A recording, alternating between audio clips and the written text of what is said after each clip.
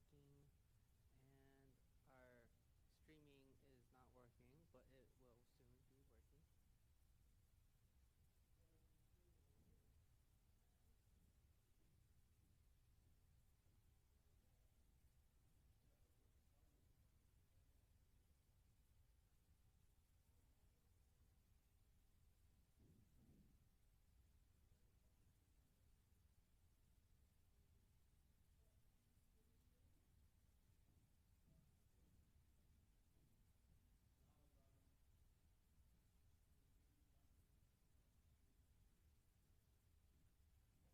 But I'm not, the speakers aren't on here. That sound's coming through the speakers.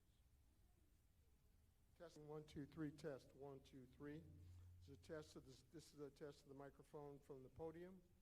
Testing the podium microphone. Testing 1, 2, 3, test 1, 2, 3.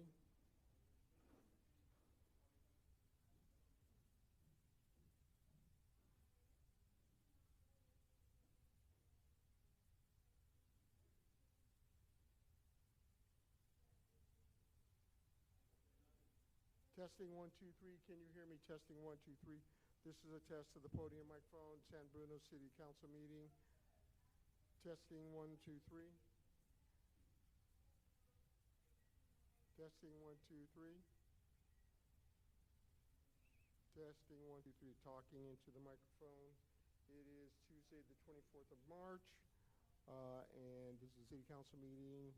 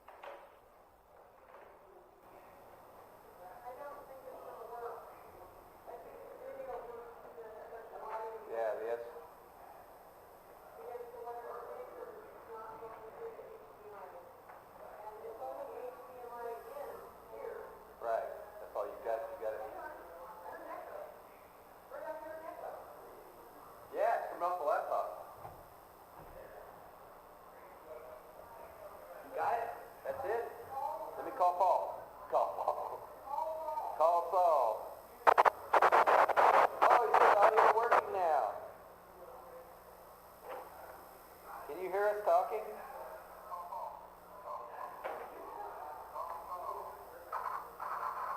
I can hear my voice coming out. All right, so Paul, this is a message for you. Wahoo!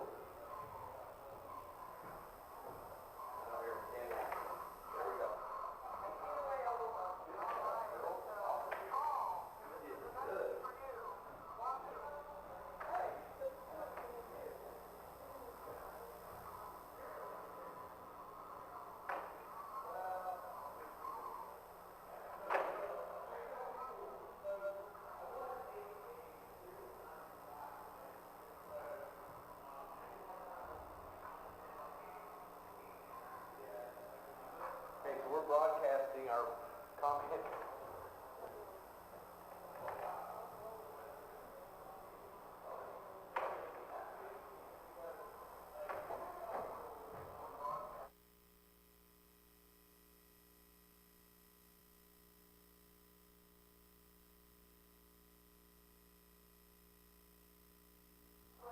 Yeah. Testing, testing. Hey, Paul, we're testing. 1, 2, 3, 4. Text me if this, how well this sounds.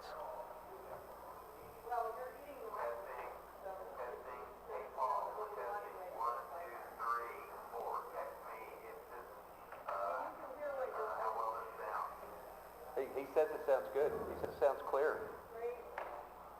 Awesome.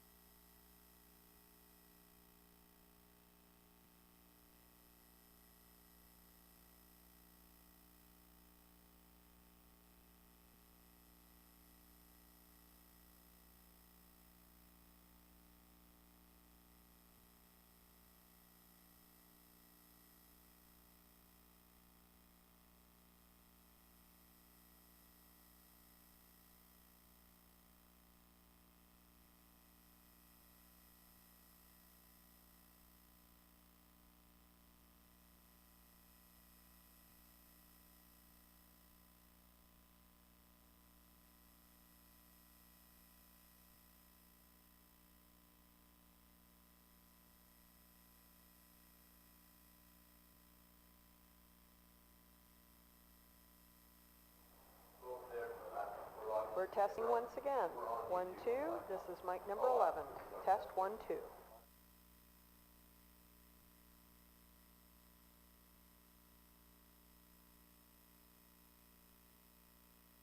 Hello, Sandeep. How are you? Testing. 1.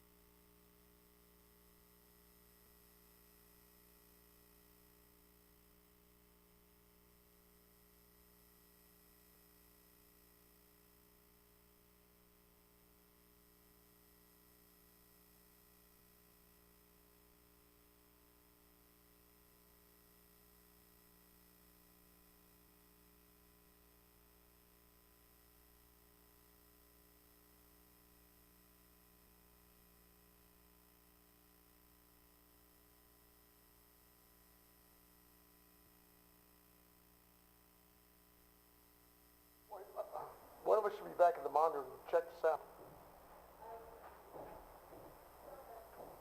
Are you ready?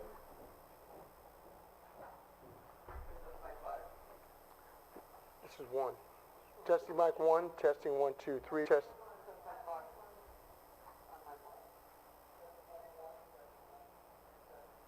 Mic 1. Mic 5. Mic 2. Mic 4. Mic 5.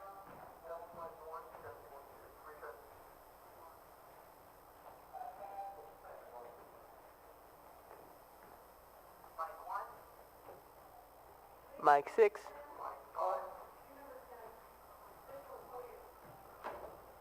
Mic 10. Mic Testing 7. mic 10.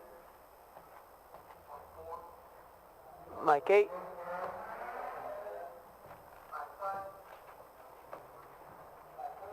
Mic 9.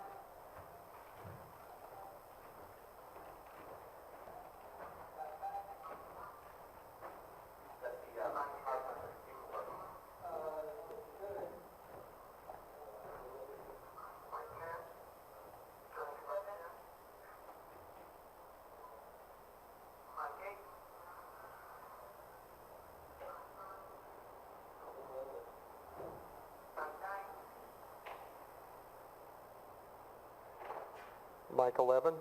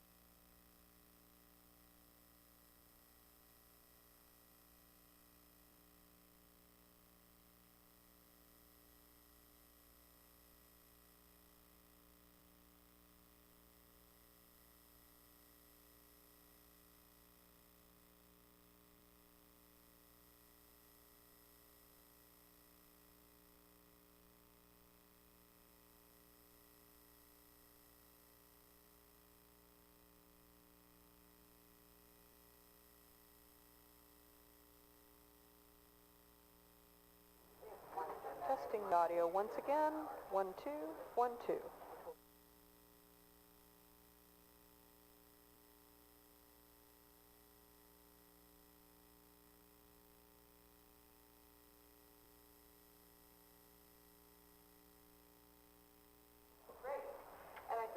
We're testing the audio. This is the audio for the city council meeting that's going to happen in about 5 minutes. 1, 2. This is the audio. 1, 2.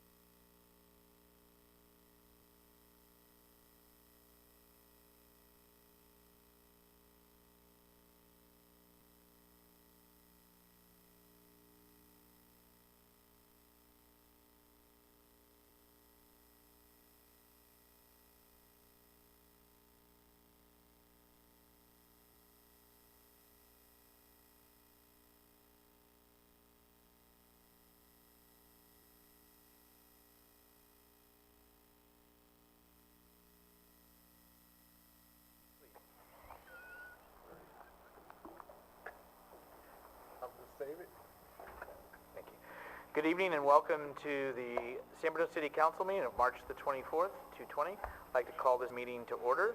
Can we have roll call, please? Councilmember Davis? Here. Councilmember Mason? Here. Councilmember Medina? Here. Vice Mayor Salazar? Here. Mayor Medina? Here. If we'd ask our Public Works Director, Jimmy Tan, to lead us in the pledge this evening.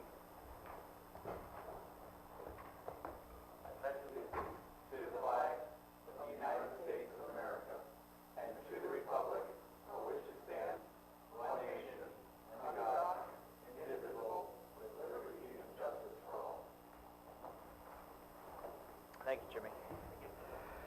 Public comments on items not on the agenda. Is there anything that's come through?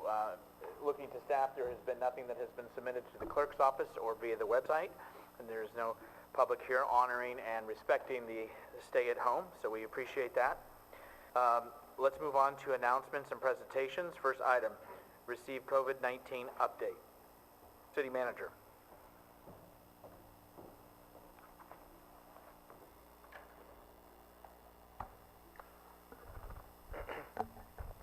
Good afternoon to the mayor, members of the city council, and the public watching at home. My name is Javon Grogan, and I'm the city manager, and I'd like to give the council and the community an update on the city's response to COVID-19. So we have a PowerPoint, and the slide that is up talks about our agenda. We'll begin with a brief update on COVID-19. We'll talk about the shelter-in-place order.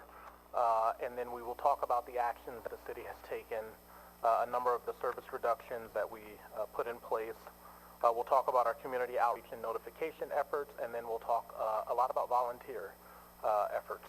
And then we will be here for questions from the city council. And so let me begin by giving a little bit of the recap that I gave at our last meeting on March 20th on Friday. Just last Friday when the City Council approved a emergency proclamation. So I think as we all know, the outbreak began in Wuhan, China in late 2019, and we are past the outbreak stage and are in a global pandemic stage. In San Mateo County, there are, as of today, 161 positive cases and 1 death. I'll point out that when I was here on Friday, there was only 100 cases in the county. So in the 4-day period, the number has increased by 61 positive confirmed cases. And that is because we all know that the availability of tests are increasing. There's a drive-through testing site here in the county. And so as we test, we know that the number of confirmed cases will go up.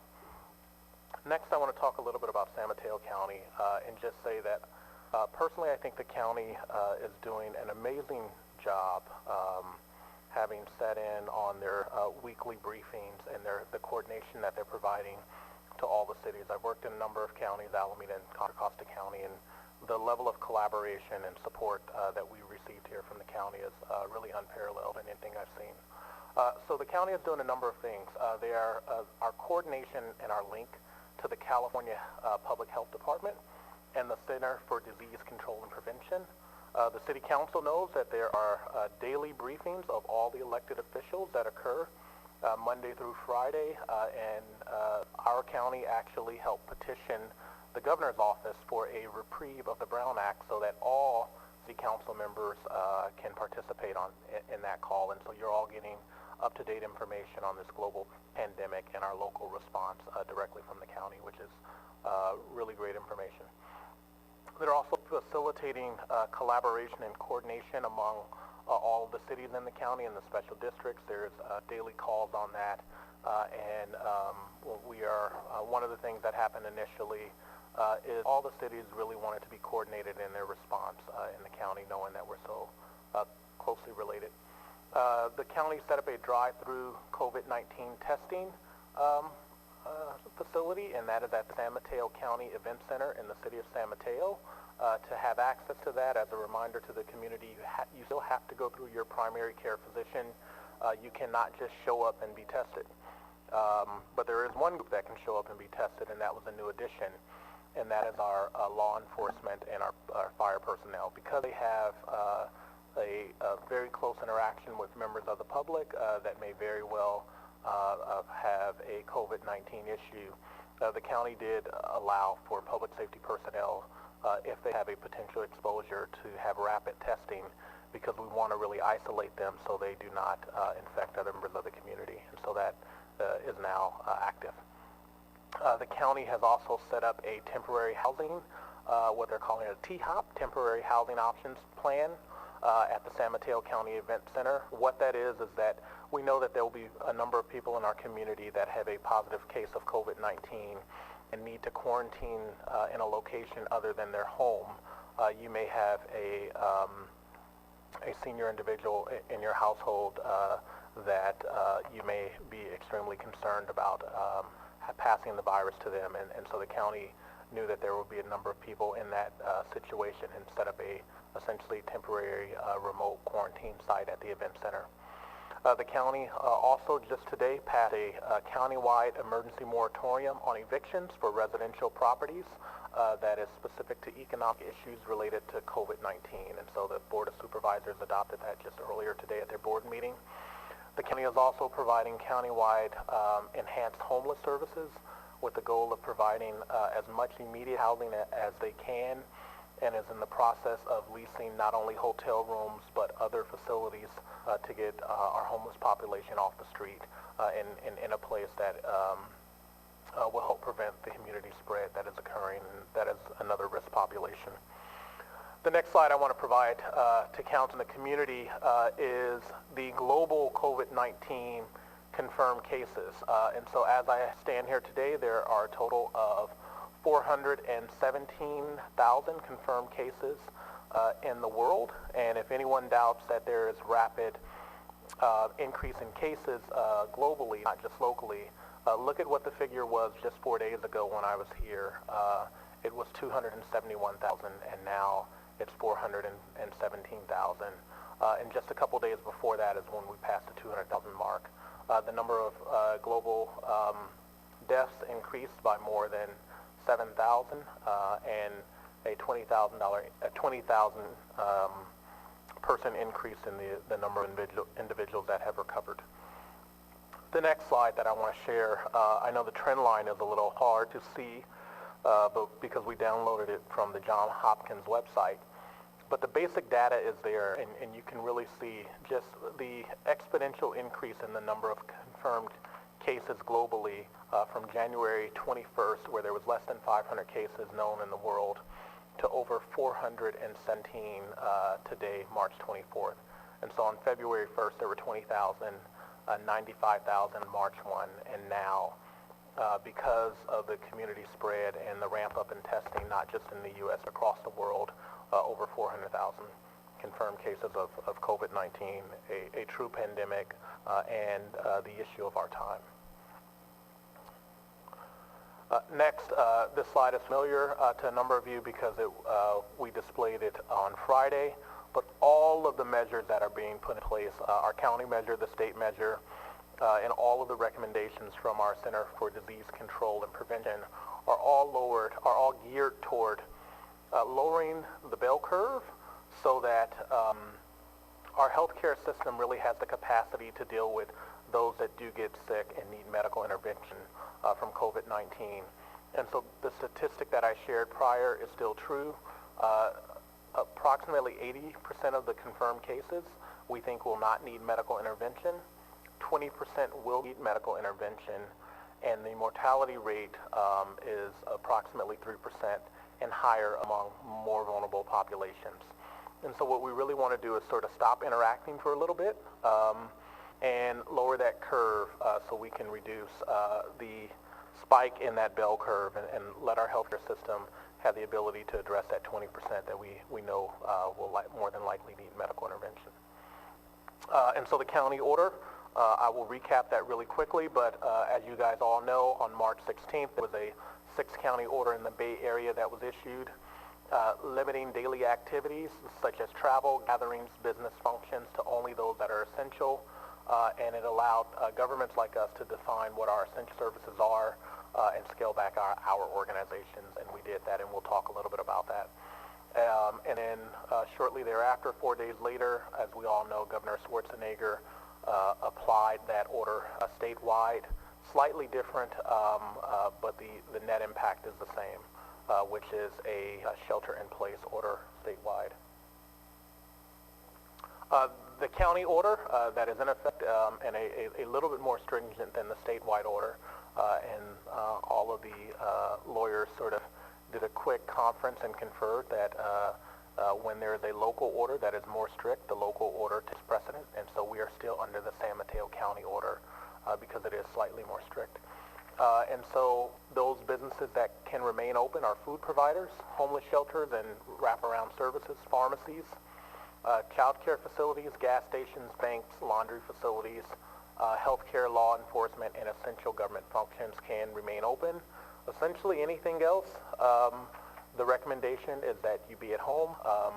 There are a few caveats to that, I should say, and a number, there's sort of been a flurry of confirmations with businesses saying, can I stay open, can I stay open? And there's a resource for that, and that is the San Mateo County Legal Call Center. So the county set up a call center for businesses that have questions on are they covered by the order, and there are a number of exceptions to that. One of them is housing construction is allowed under the county to continue. And so a number of cities, including ourselves, are continuing to support the inspection of housing projects that are going up and are in the middle of construction. And the county set up a frequently asked questions page, and SAMCETA is a resource. It is the San Mateo County Economic Development Association, and there are a number of business resources there for the public. Any small business, actually, large and small, and there are actually now becoming links and resources to small business loans that are not just available here in San Bruno, but available countywide. So with the declaration of emergency, the city took a number of immediate steps. The first thing we did is we activated our EOC. In the picture there is a image of the city's EOC, where we gather representatives from all across the city and have a org structure where we essentially do what we need to do to protect this community. And a number of steps were taken to define our essential services and protect our personnel. And so that emergency declaration was signed on March 16th and then ratified by the council last Friday. And so our essential services here are public safety, police, fire, medical, our public utilities, our CityNet cable services, water and sewer. So all of those are continuing. And any emergency repair permits. And so not only are we supporting at this time the continuation of housing construction, we are supporting if your water heater breaks or if you have an electrical issue and you have to come in for a permit, we will absolutely support that, and we know that that is essential for you staying in your home. And staff is available both remotely working from their house and as needed in City Hall to support that. We did a number of service modifications. We immediately closed all city counters and encouraged public to be served online or via phone, and we are available for essential appointments only, and like most other businesses, we have a skeleton crew in-house to support really our EOC and really essential police, fire services, and then a few people in our finance department, our building, and our public works department for those essential appointments that really have to occur. We know people will be walking in for things, and as employing appropriate social distancing within our workforce, we are continuing to allow that. One example is we are encouraging everyone to pay their utility bill online and utilize those resources, but sometimes people want to come drop that check off. You can drop that check off in the mail slot outside of City Hall, and we regularly empty that throughout the day. And you can also pay with cash.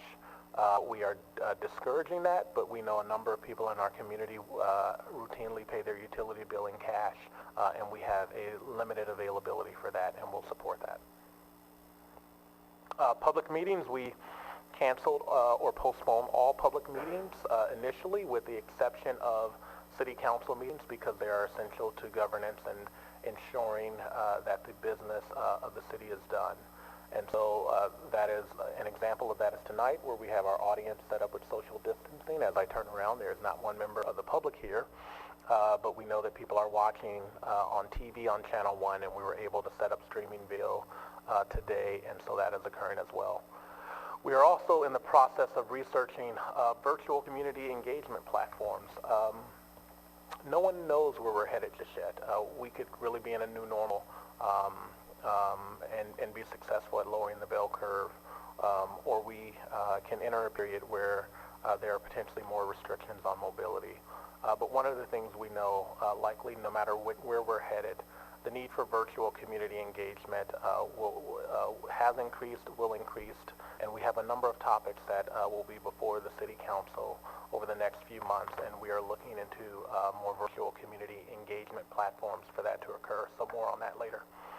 The next thing that I want to say that we set up and really created from a basis of our emergency operations plans, but frankly it's been a little over 100 years since the last pandemic. And so tuning up those plans to deal with the issue that we have at hand was a significant lift over the last 2 weeks. And so we developed specific COVID-19 response levels for the city of San Bruno. A level 1, which is a watch level, which we were at approximately a week and a half ago, which is essentially practice safety precautions and only minor changes to operations. And that's really when we had only advisory notices from the county health officer. Alert level 2 is practice enhanced precautions and a moderate change in operations, and we have a list of the services and how they will be provided if we were at level 2. Unfortunately, we did not hit a level 2, and we immediately went to level 3 when we had the all 6 county health officers in the Bay Area on March 16th put in these shelter-in-place orders. And so we are currently at a warning level 3, stringent precautions in place, and really only providing essential services. And so as a part of our continuity of operations plans, these 3 levels make up how we will moderate city services. And one of the things we know is that as we get through this period and come out of this, we will likely over the next 6 months to potentially 12 months float in between these various levels. And so the public shouldn't expect that we will go from a warning level 1, warning level 3, and then we will be done with COVID-19. Until there's really a vaccine, and that vaccine is widely available in the U.S., we will likely be floating in between these levels as we moderate our services to the community and take safety precautions. So we took a number of actions. We, as an entity, like most other businesses, had to immediately accelerate telecommuting. And in municipal services, you actually don't have a lot of telecommuting like you do in other businesses. And so it's quite a big lift internally to set up telecommuting, and the need to have some of our employees answer city phones in their home to comply with the order was a number of lift, and sort of all of our IT challenges I won't talk about, but like every other business, we have those in this new environment where everyone is trying to telecommute and do it in less than a week. But we did waive a number of fees and extend a number of timelines. We waived late library fees, all CityNet services. We are temporarily not doing service disconnects for non-payment. We are continuing to sweep the streets, but we are not issuing parking tickets. We are extending permit deadlines due to the unique environment and waiving late fees for utility payments. One of the things that we were also able to do, and I really want to congratulate the fire department in taking very, very swift action, frankly, before a lot of the other cities and county did it, and we were able to secure reusable particulate filter masks for all of our public safety personnel. And so it's a higher level mask that is what's called a P100, but it's a 2-part particulate mask that we were able to order. We found a supplier. we were able to get them and get all of our public safety personnel fit tested and certified to wear those, and those are good for 18 months, and so thank you. And you should know that your city has been extremely resourceful. There are supply chain disruptions occurring already, and we have employees driving 2 hours away to stock up on gloves when they were available, not in the Bay Area, but you could drive 2 to 3 hours away and get them. We did that, and so we have a stock of some PPE in-house. And just today we had an employee drive to pick up 15 gallons of isopropyl alcohol so we can make our own disinfectant because we're actually running out of what we have in stock, and our supplier is unable to provide it like everyone else is dealing with. And so we're becoming resourceful, as of all businesses and individuals in this time. Canceling events. So unfortunately we have had to cancel all regular and pre-scheduled city programs and classes, and those are canceled until further notice. And so that's everything at our library events, our recreation programs and leagues, our after-school programs, our fitness classes, our spring camp. Importantly, we have not made a decision, and I think it's important for the public to know this, we have not yet made a decision that we will cancel summer camp, and that is a TBD to be determined, but we are canceling spring camp that was set to launch on April 6th and go from April 10th. Senior programs are temporarily suspended, albeit our lunch program, and we'll talk a little bit about that. And a few citywide special events, our Easter egg hunt on April 4th, and Social Connections, which is a wonderful program for the disabled community, unfortunately, has been postponed. And so we have been forced to cancel and postpone a number of well-loved community programs. Our senior programs, so we have canceled all regular senior programs that occur here in the facility, and those are suspended until further notice.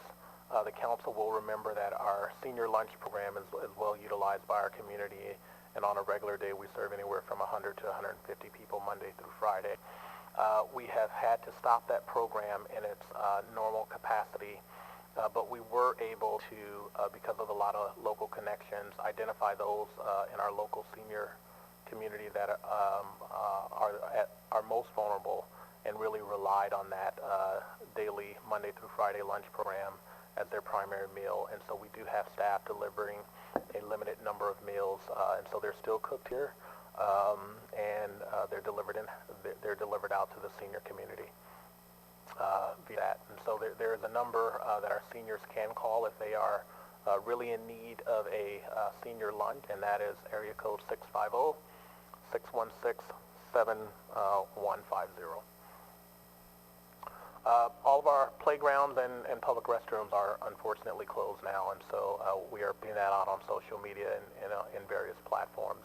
But similar to a lot of the cities in the county, we have closed the playgrounds due to COVID-19 and closed public restrooms, unfortunately, due to the lack of need or the lack of the ability to acquire cleaning supplies. We're really at a point now where we are starting to ration and become very diligent in how we use the cleaning supplies that we have on hand. And so we have decided to close public restrooms in large part for that matter. Parks and open space, an important thing. So the community should know, while the playground structure is closed, at this moment, city parks and our open space remain accessible. However, we are asking everyone to stay 6 feet apart when you use those. If you go out walking with individuals in your household, you can be within 6 feet of them. But we all really need to comply with the health department's order, with the health officer's order, and stay 6 feet away. And we know that people are cooped up in their house and really want to get out. But our parks and open space are not an area to congregate. And so similar to what I think was reported yesterday in the press, is that over the weekend, a lot of people, not only in the Bay Area but throughout the state, were cooped up in their house, so they decided to go to a state park. And then the governor said, you know what, we really can't have that, so we're closing all state parks and beaches and parking lots. And so we have not yet taken that step locally, but if in fact our parks become a gathering place, we may very well have to take that step. And so if you're using our park, please maintain the appropriate social distance from the other users. As the council, and I think the community knows, we developed a whole host of community outreach mechanisms, and I really have to congratulate our PIO team in the EOC for an amazing job they've done. And so there's a website, our regular city web address /coronavirus, and there's a whole host of information on there, FAQs, links to CDC, health department resources. We are pushing out information on Nextdoor, Facebook, Instagram, Twitter. We have taken over Channel 1 and canceled all programming. And Channel 1, I want the community to know that if you have a question, go to Channel 1, watch it for about 15 minutes, and hopefully your question will be answered, or you will be pushed or directed to the right resource, whether that's the county, the CDC. And so we've really leveraged that public access channel as a primary resource to providing the public with information. San Mateo County Alert System, we've utilized that, and we are asking the community to sign up for those, and we've issued press releases as we know. So another thing on community outreach, one of the things that is happening today is the Great American Takeout. And so support your local business during this COVID-19 crisis. And so today, if you have not made dinner at home, why don't you think about getting it from takeout at one of our wonderful local restaurants. And so the Great American Takeout is today, March 24th. All grocery stores are open, as is a number of restaurants, pharmacies, and child care centers. We all know that gyms, bars, and entertainment, and any non-essential business is closed. At our last council meeting, we talked a lot about getting a list of businesses that are still open, even though it's changing rapidly. The Chamber of Commerce did step up and develop a list of businesses, restaurants that are open in their hours of operation. And so they have developed a document that is literally in the process of being refined. And so when I checked just before this meeting, it was not on their website, but it is being pushed out on social media and a number of different platforms. And so I know Councilmember Mason, it is on their website now. They posted it on Facebook, not yet made it on their website. But we have a lot of people in the community that stepped up, and I know that there was a host of volunteers that got together and literally called every restaurant to make that list available. And so we'll be sure to push that out. Volunteer, volunteer, volunteer. So this is San Bruno, and when something happens, San Brunans like to really respond and step up to help out. And I think we've all been challenged in this pandemic, and one of the ways the community has been challenged is that normal way of sort of saying I'm there for my neighbor. We all can't do because we're following the health officer's orders. And so in a few slides I want to let the council and the community know of a number of volunteer avenues, both locally in San Bruno, regionally at the county level, and statewide. But before I tell you about those, I want everyone to wait. And before you sign up to volunteer, you really need to do your part. And so this is my public service announcement too. Before you raise your hand and volunteer, make sure you're doing everything you can do to stop the spread of COVID-19. And while you may feel that you're healthy, in fact, you may have the virus and be asymptomatic and infect someone else. And so we really should be following those CDC guidelines of washing our hands, cleaning all surfaces, staying home when we feel ill, not touching your hands, nose, or face, and when you have to cough or sneeze, do it in your elbow. It's sometimes hard to remember, and if I think about what I just did 10 minutes ago when I was at this podium, I think I touched my face. And so we all have to do our part and remember that, frankly, we're in a new time, and we're in a time where we have to be very cognizant of not only our own safety, but the safety of our fellow neighbor. And so, but if we want to help out our fellow neighbor, and we're doing everything we can, what do? And so the San Bruno Community Foundation, with the support of Leslie Hadamia, the executive director, has built a website that is San Bruno specific, that has a host of volunteer ideas where you can volunteer, you can donate, you can sign up to work at a food bank, and so there's a host of information on that website. And we have a new email address that's community@sbcf.org, and the website is up there. It's the San Bruno Community Foundation's website. And again, all these are sort of easy to find. I know websites are long, but if you just Google San Bruno Community Foundation, go right to their main homepage, you'll find it. A wonderful website. So at the county, what are the volunteer opportunities at the county? So San Mateo County has actually completely modified their homepage. So the homepage of this County of San Mateo is now dedicated to COVID-19. So if you go to the county's homepage, you will see right in the middle pane a volunteer section. And so the county has set up a survey where if you don't know how you want to support, but you want your name out there, you can fill out the form on the county's website and have your name be put on a list and flag all of your unique skill sets. And so should there be a need, they will call you. I think as of today we heard that there are over 1,000 people in the county that have signed up in just the last few days since this has been up. The county is also requesting any donations of medical supplies, masks, gowns, or anything like that. So if you have them, please go on the county website and donate. Also, the county is looking for skilled medical workers. We know that even at this point that we are at now, that we are getting to the point where we are overwhelming our healthcare system. And so if you have any nursing or medical skills, please think about volunteering for your community. And the county has set up a way for you to do that. And so there's a number of a volunteer coordinator, and that's up on the screen, but it's area code 209-204-9160. And you may be wondering why is that a Central Valley Stockton area code. It's because it's somebody that may live out there but decided, you know what, I have connections to the county and I'm going to volunteer my time. And the county actually has a number of people that are supporting their county EOC, working remotely and helping out many hands, helping with this unprecedented pandemic.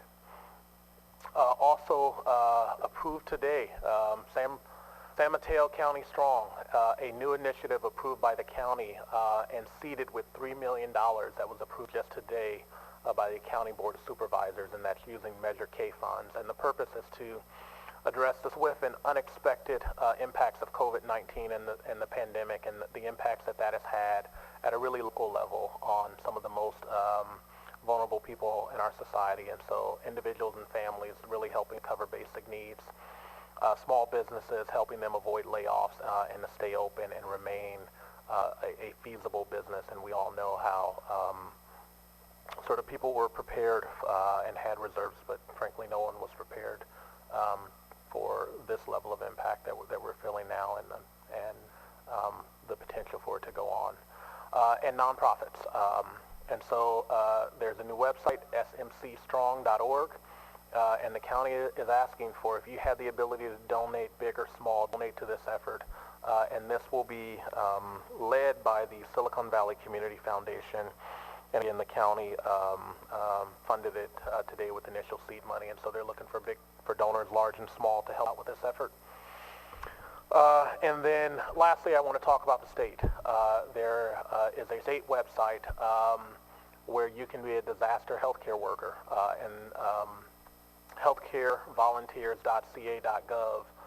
Sign up there to have your name on a list to be on the roster of people that are called not just for this disaster but other disasters, and the state will deploy you out to help communities. And so it's really a process for people with medical and healthcare skills. And so if you have those skills, maybe you're retired and you want to help out now or in the future, please go to this state website and sign up.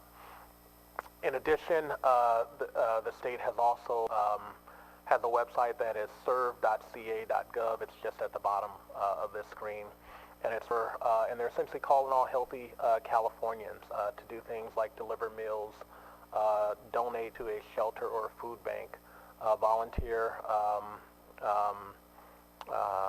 to provide hygiene kits, donate blood, or support a local nonprofit. And so the state has really created that resource. And so I know initially in the first sort of days of this pandemic, everyone was saying, how can I help? How can I help? And there weren't a lot of resources out there, but now there's truly a wealth of opportunities for people to put their name on a list and even help out both locally, regionally, or statewide. Lastly, I want to say if you're in need of assistance from the city, you can call our main line, which is 616-7058. But really, go to the website if you can, because the website will direct you to a host of services, and the website has the direct line for all of our departments, and so all of those we have insured not only have a voicemail, but most of the time if a customer is not being served, we really want a live body pick up those department lines. This is the main line that will get you to a phone tree, but if you go to the website, you'll get the number to the department to get a live body. General questions about shelter: if you need shelter, food, basic assistance, any non-medical items, dial 211 from a cell phone or a regular phone. You'll be connected to the county's 211 system that will push you to city resources or regional resources, and there's a website there for FAQs for the shelter-in-place order.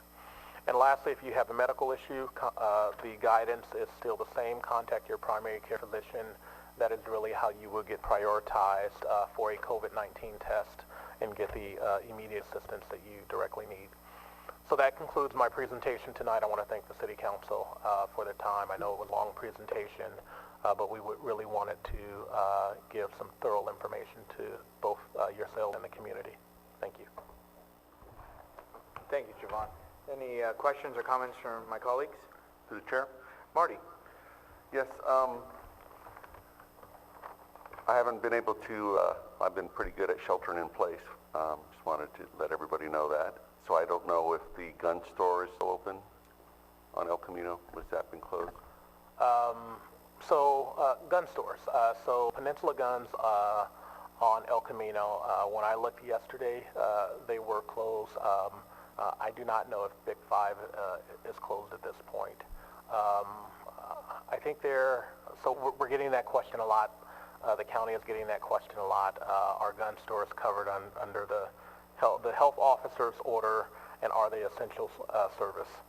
I really won't say it further because the honest answer is you really need to be a lawyer because there's some Second Amendment issues that are at play here with the ability for gun stores to close, and so I know that there are challenges countywide getting gun stores to comply with the order, and here I do believe that Peninsula Guns is closed, but Big 5 as of late remains open. Thank you. To the chair? Laura? Just one question. Are all the hours of operations, I know Unlimited, is it still 8 to 5? So if you have a cable internet issue, you can call 8 to 5. If you have a question about your water utility bill, whatever it may be, it's all 8 to 5. Yes, that is still in place right now. Thank you. Anyone else? Yes. Linda? So the other day I saw a post, it was on Nextdoor, from one of the Millbrae City Council members regarding flushing and that it's overflowing, I guess, some of those sewage systems. And there was an article about Novato having the same issue, and I'm just curious to know if San Bruno has any concerns around, I guess, clogging. I don't know if that would be the right term. Is the sewage still flowing in the right direction? As of yet, yes, the sewage is flowing in the right direction. And in my last check-in with our sewer utility department, they reported everything status quo. I do want to say that, we are sort of in an unprecedented time where everyone is home using all the services, and so we will continue to be mindful of that. Thank you. The other question I had was around banks. Banks are an essential service, but I have received reports that I guess U.S. Bank has been closed in all of their locations, at least in the peninsula. And so my question is, how do individuals get money out if their bank is closed, and how do you find out what your bank hours are if they are open at this time? Right. And so the best resource that we could say for that is all of the normal resources, whether it's looking up the phone number or going online.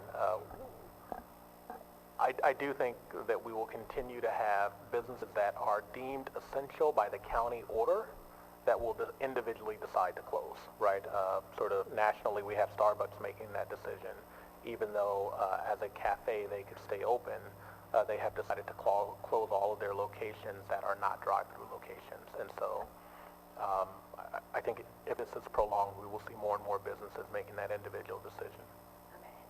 And then along the same lines, are there any specific resources that, I don't know if it would be a legal aid group, but I'm getting messages in particular from the Hispanic community asking, how do I know if I can work? Gardeners, house cleaners, living paycheck to paycheck. Who can they contact to specifically say this particular area of work is essential or is not essential? Absolutely. So the best resource that I will say is call 211. That is the best, sort of easiest way. If you have a question, they will direct you. I will also go back to another slide because there is a direct legal hotline from where businesses can call that San Mateo County has put together to interpret the order. And so that is, they're open from 8 to 4 p.m. That number is area code 650-363-4588.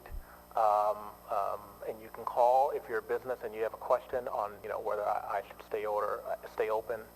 You can call that number. But what I would actually suggest is before you call that number, go to the website and check out the FAQs, because as the county's legal department answers the question, they're adding it to the FAQ. So when they get the question on, and that actually came up, are gardeners covered? Is that an essential service? The answer to that is no, they are not an essential service. And we are having, I was outside of City Hall and helped a resident just the other day who came to City Hall wondering if her husband, gardener, could continue to work. But we are getting that question. So the best resource is one, to call 211, you will be routed. If you can go to the county website and look at their FAQs, likely your question is there. If not, call the call center. I guess the other thing that I'll say for those of us that remember this presentation from Friday, the county had an email address for this legal hotline. They have taken away that email address because they really feel that they are answering sort of most of the questions. So most of the answers are up on the FAQ website or call the legal hotline. Another question is, since the city has closed all of its public facilities, and I believe most cities in San Mateo County have as well, the concern becomes a sanitation concern. We don't have a huge homeless population here in San Bruno, but overall in the peninsula there is, in the aggregate, a large homeless population. And so the question becomes, where do they go to use the restroom? Is it a concern that the city is addressing, or are we planning for? So we've contacted our homeless outreach team from Life Moves, and that has been a unique concern.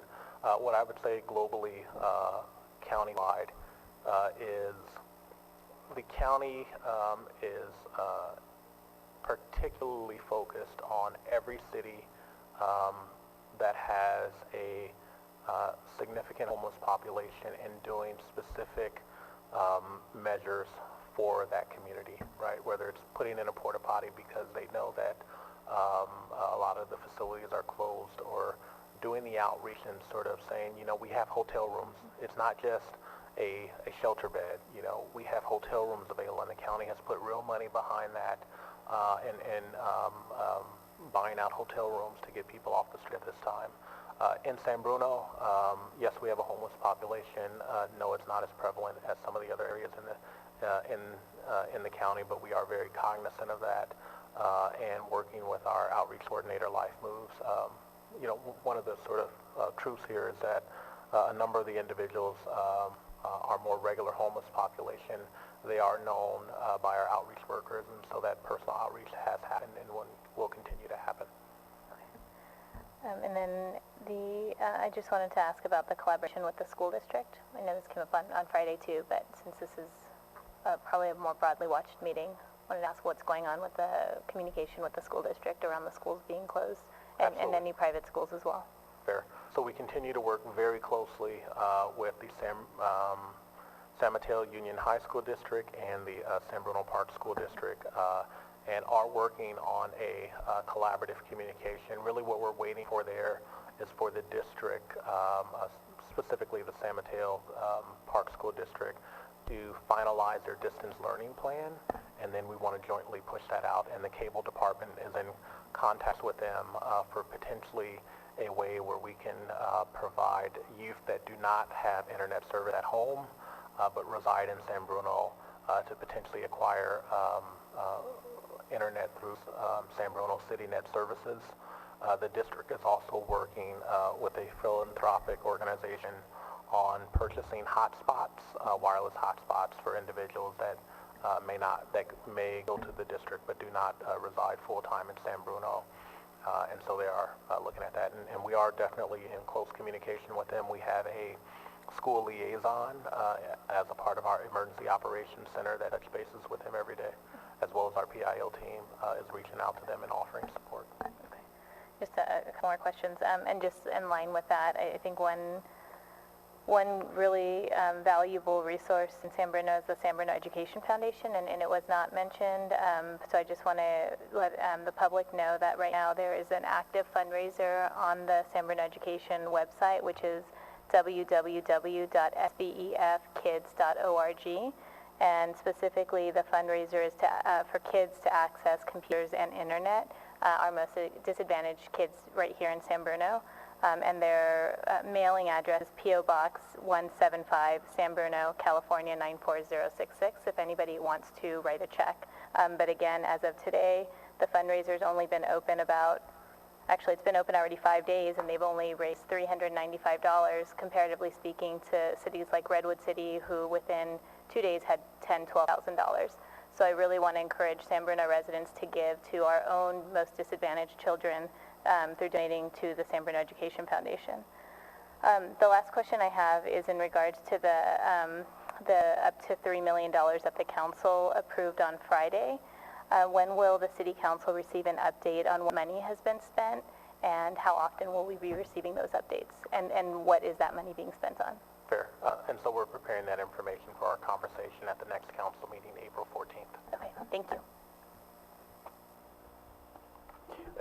Mr. Salazar said he's good, and thank you for the report and the information. And I was going to say very quickly, because I know we want to move on, is that I spoke with Leslie today just to check, since the website went out, for folks that may have needs or that may want to volunteer. And of course, the community they're blessed to have has obviously been wanting to come forward, or service groups to volunteer, but we've had only, at this time, as of this morning, one person that may need some assistance, but that was actually done by the police department and referred that person, and kind enough that there is a person at City Hall, a city employee, that knows this person and has taken that on in order to ensure that that person is taken care of in the city. So again, thank you to the PD and thank you to the staff member at City Hall, but that's as of today. So, but again, that is an avenue and outlet in order if services are needed or that you wish to assist in our local community.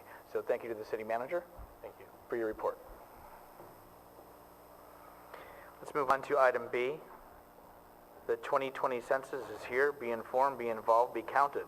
More information available on the city website or by visiting the county website at www.smccensus.org. Now, I like that. See? That's taking the right precaution, Jimmy. Thank you. So our Public Works Director will be doing that, as he took the precaution to wipe down everything before starting, so thank you.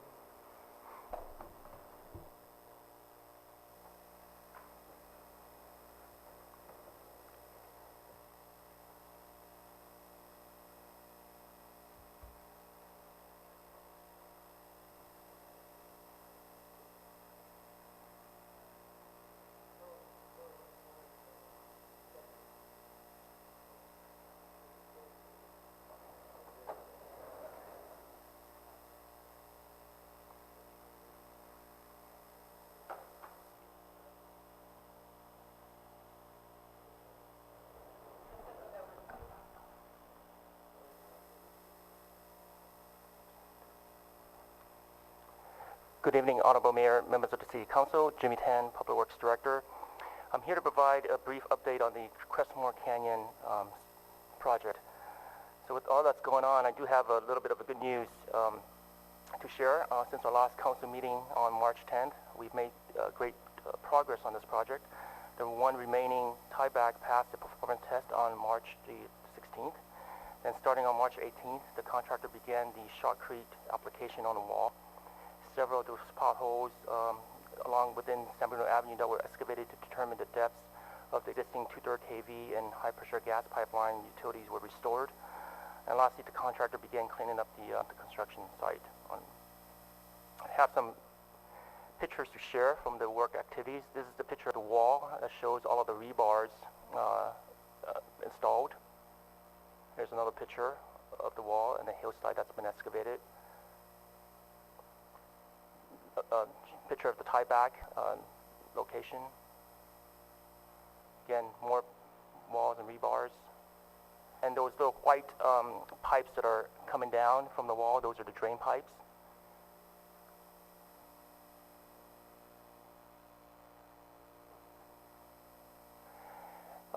Here, the contractor is filling the existing pothole with CDF, which is controlled dusty fill, slurry mix. Here's a shotcrete application that's being applied to the wall. There's another picture.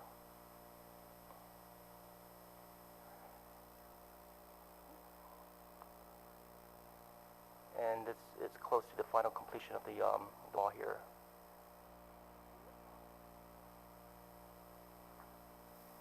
And this is currently the state's right now. And this is a picture, you know, if you get close to the sidewalk, you'll be able to see where the wall's location is, but then there's steep drop into canyons. So what we're planning to do, the next steps, is to install guardrails at the location where you saw the barricades, and the wire fence on top of the wall that's been installed, so that we prevent any vehicles or any people crossing going over the side there. So in addition to that, we'll be removing and replacing the sidewalks. The cost for that is approximately $23,000, about 145 feet of sidewalks and curb will be replaced.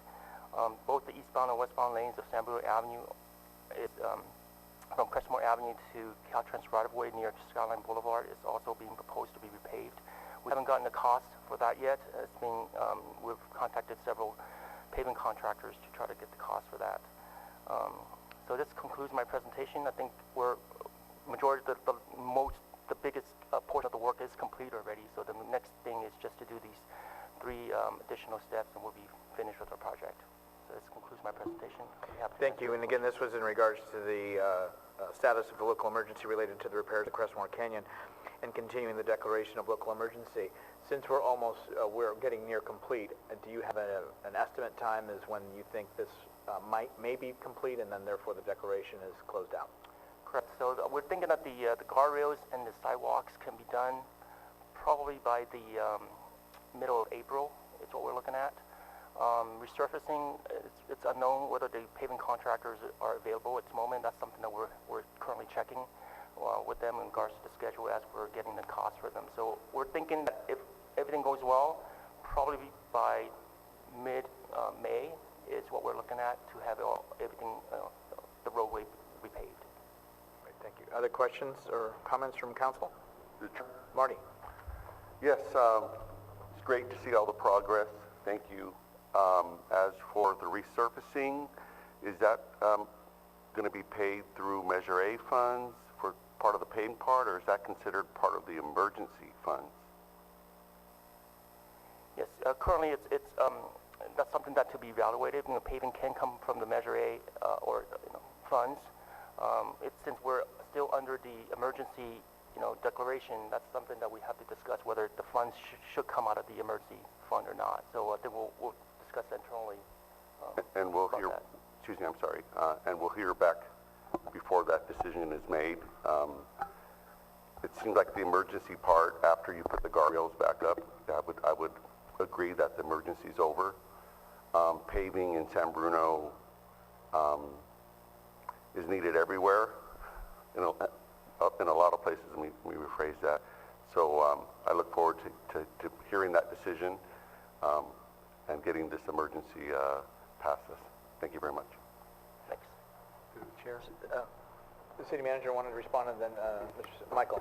Sorry. Yeah, absolutely. We'll come back to the city council if we think it's advantageous to pin that additional roadway to this project. I mean, as the council knows, sometimes there are benefits to do things with economies of scale, and while we didn't plan to repave that section, there may be significant benefits to doing it now because we will be repaving the section where the slide occurred. The other thing I want to sort of remind the council about is that there was an additional component of work that was a part of this project. It was a $400,000 component to shotcrete the hillside.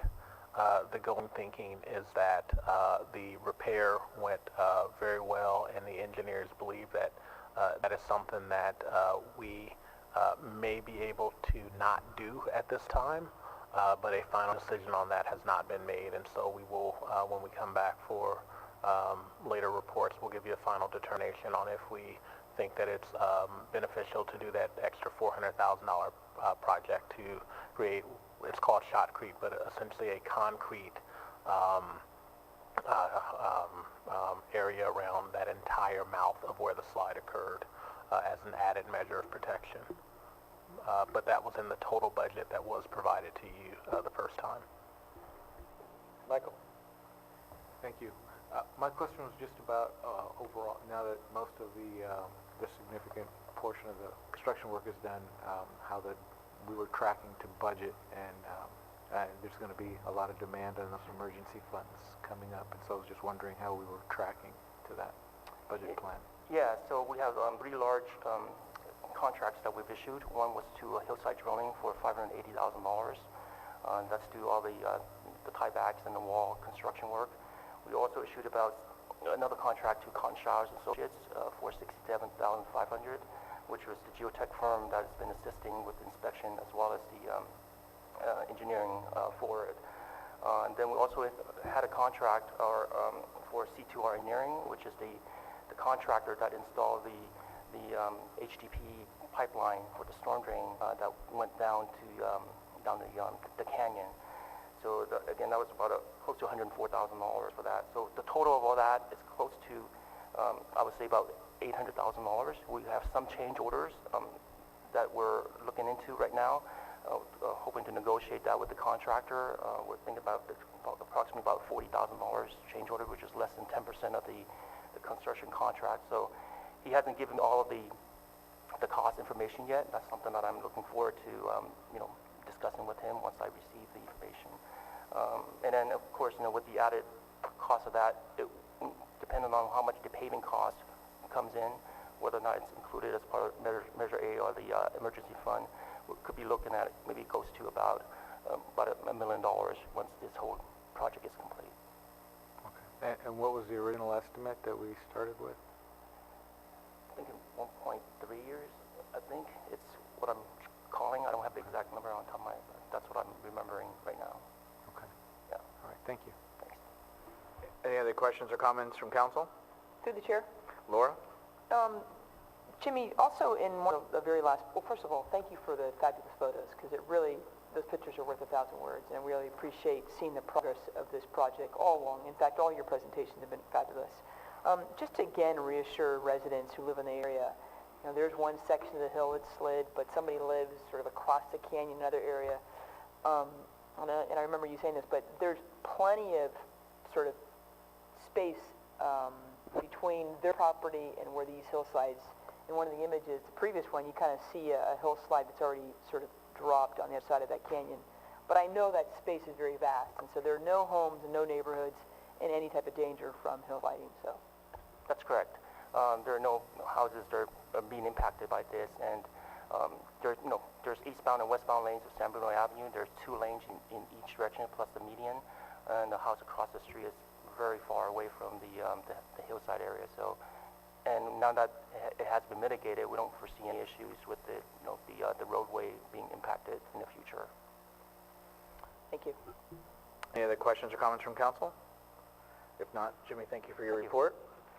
And we'll move on to consent calendar. There are 2 items on consent, items A and B. Is there anybody who wants to remove one of those items for a separate vote?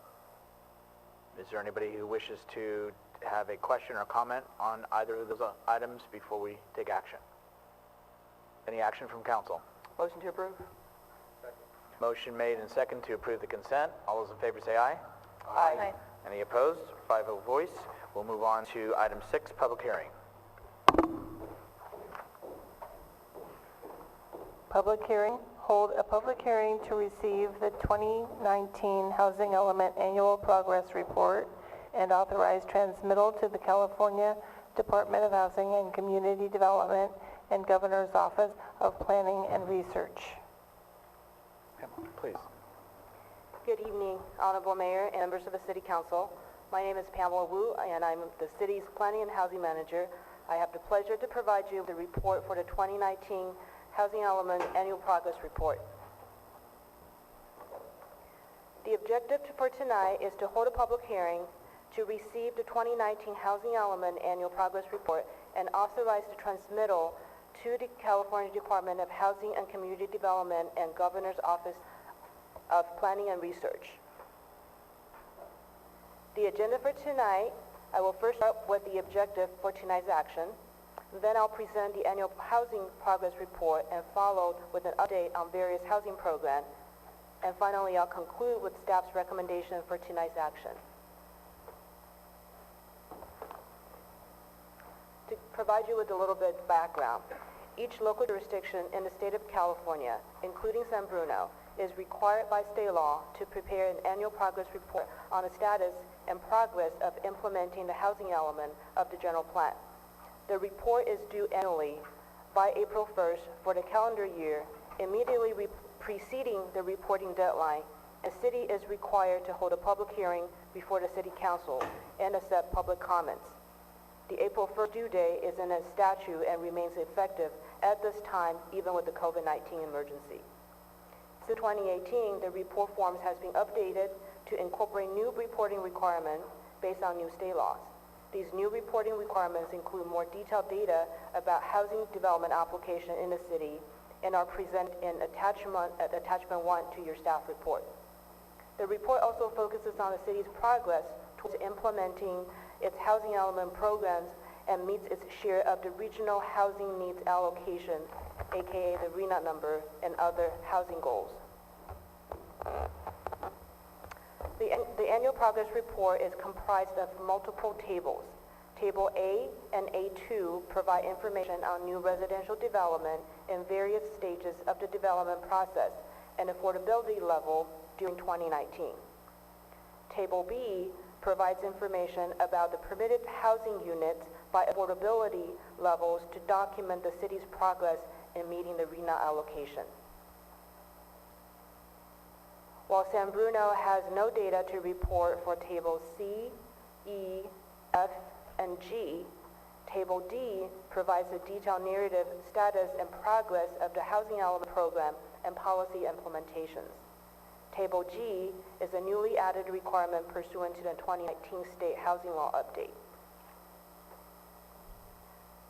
This table shows the city's progress in issuing building permits for new housing construction to meet with the city's share of the RENA allocation needs by income category. The current housing element period covers 8 years from 2015 through 2023. In 2019, the City of San Bruno issued building permits for a total of 49 new residential units.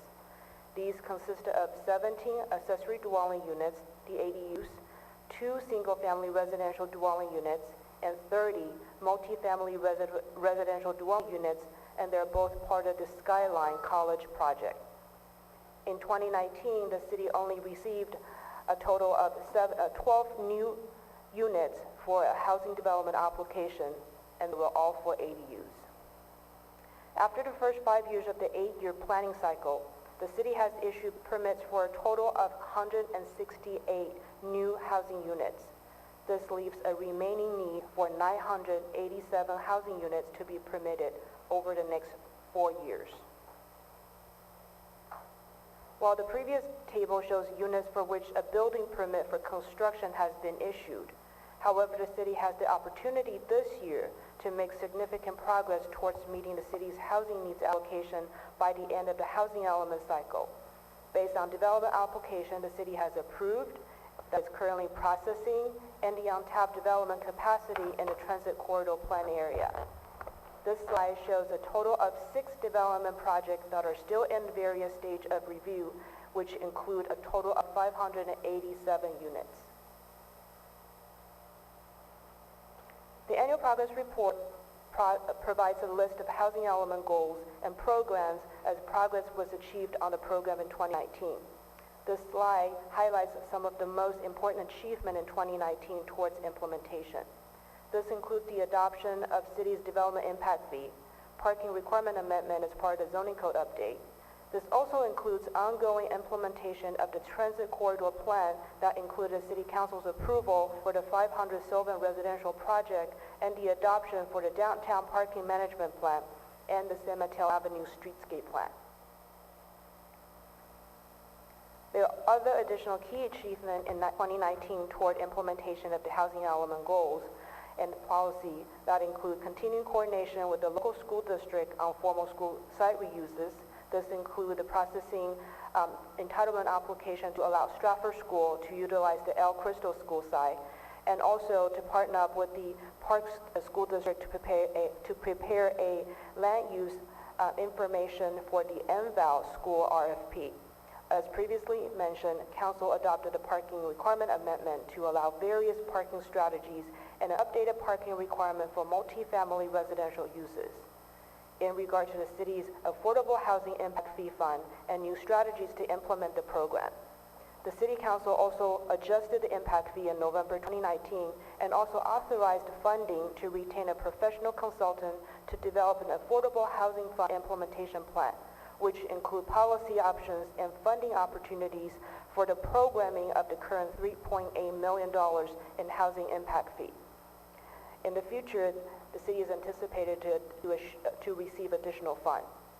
As well, in November 2019, the City Council considered enacting an urgency ordinance to provide interim rent stabilization and just cause eviction protection to tenants in advance to AB 1482.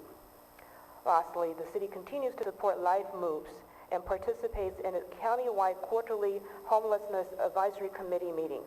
Life Moves supports the city in working closely with homeless individuals and their families, such as providing services for those who are on the street or in a vehicle. Life Moves' ultimate goal is to establish stable housing and long-term self-sufficiencies for the homeless population. The staff report also includes a brief summary of local efforts to remove governmental constraints to the maintenance, improvement, and development of housing. However, in 2019, there has not been significant accomplishment in this area. The city continues to examine various funding sources for affordable housing and examine internal and external policy constraints.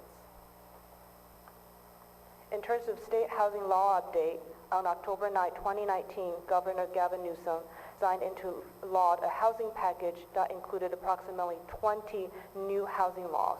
An overview of these housing laws is organized in attachment 2 of your staff report.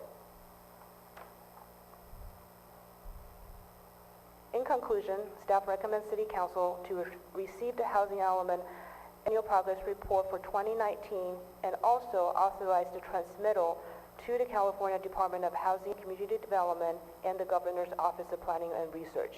This action will ensure the report is transmitted before the deadline of April 1st.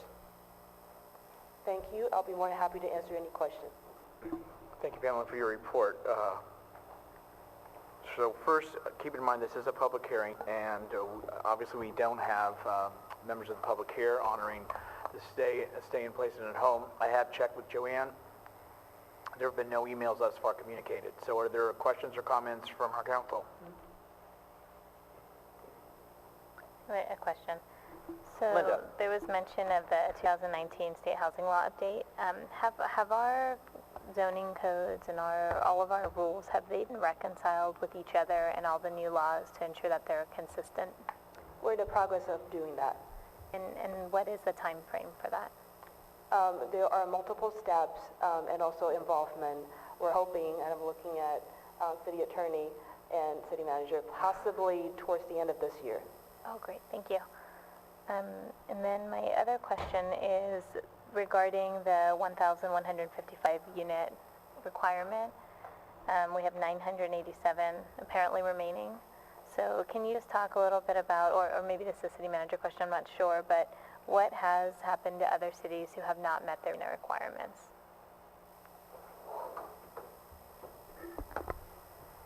So up until now, the RENA requirements have been a requirement that the city zone for enough housing. There has not been a requirement that the cities produce the housing because we don't produce housing, right? The private sector does.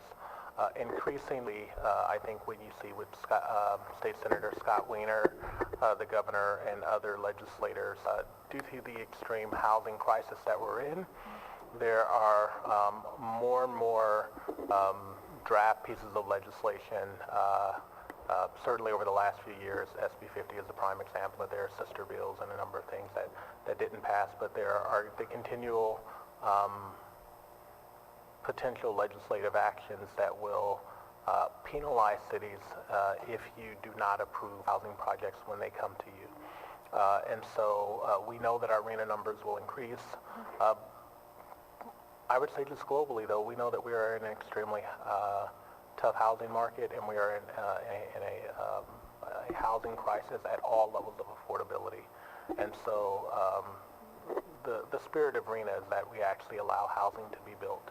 And I think that's something that I know we're all working towards. And the other piece is we know that COVID-19 and the downturn in the economy and the potential recession may impact that. And so we need to continue to work towards that and work toward making housing happen where we can. Thank you. That's it. Thank you. The Chair? Marty. So I just want to thank you for the report, and also just had a couple questions. Understandably, there's been a lot of talk and legal legislation for housing. This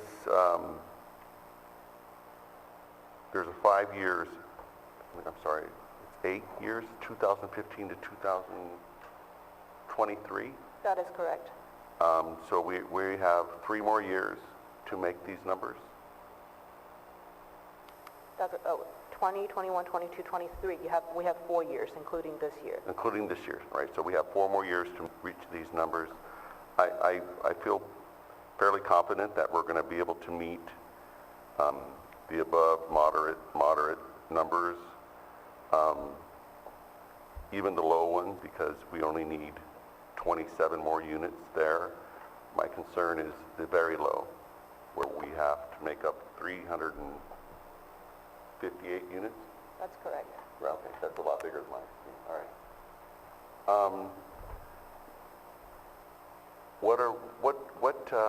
What should the council be doing for that? Being that it takes a couple of years to get a big project through, and to get 358 units of the very low seems like a big challenge, and I'm just curious to see what staff has in plan to address that. Sure.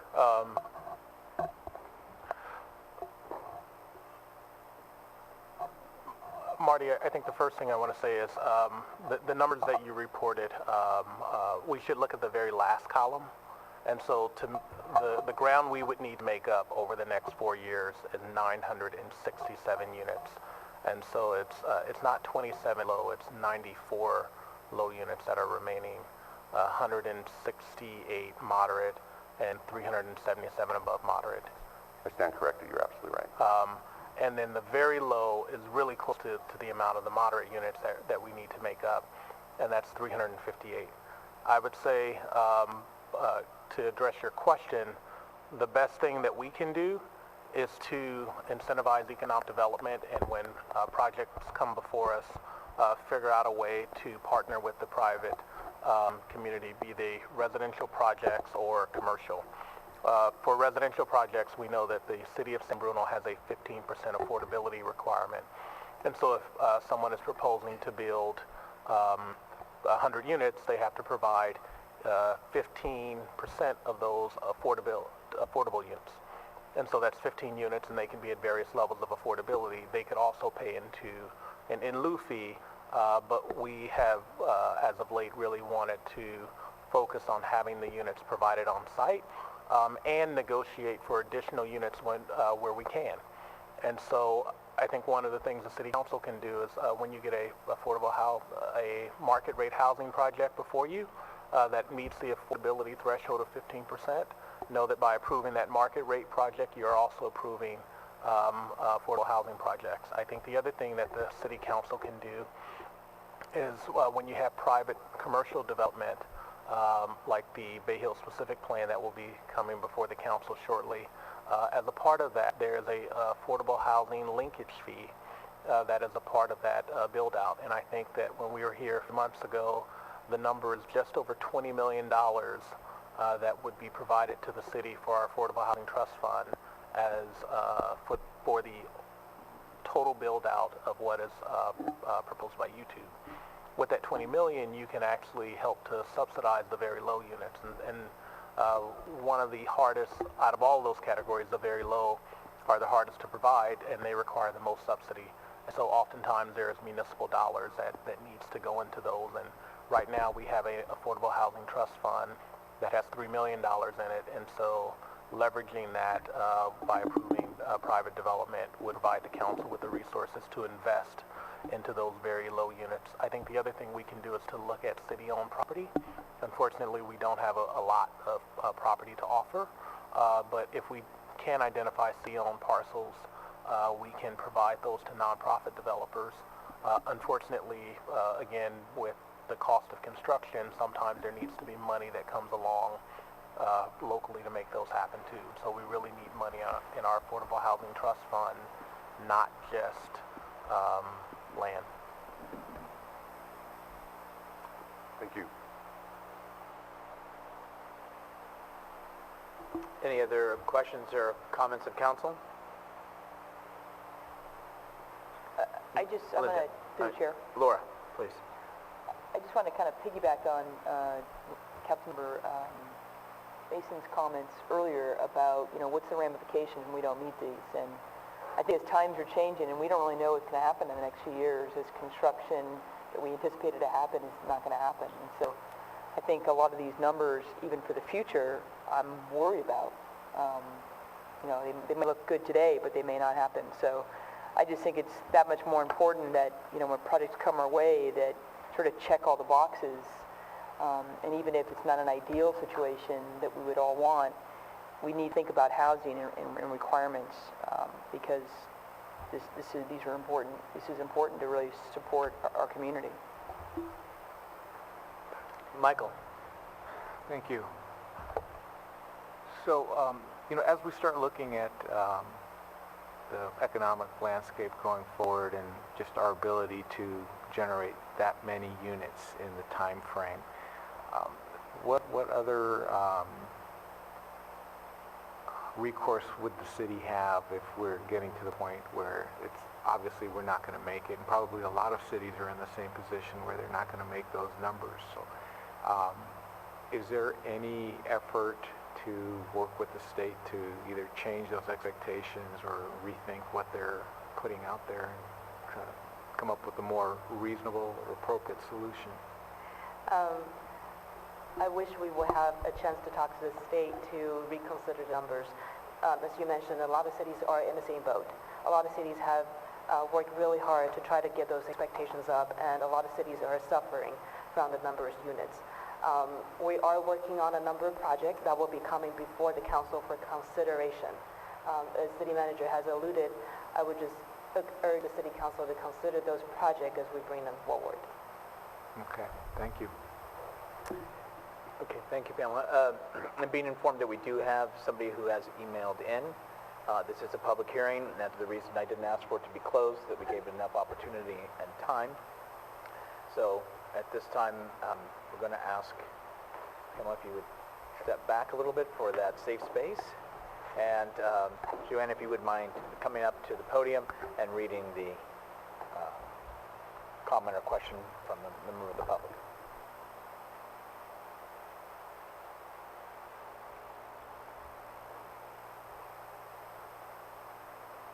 Sorry, bear with me.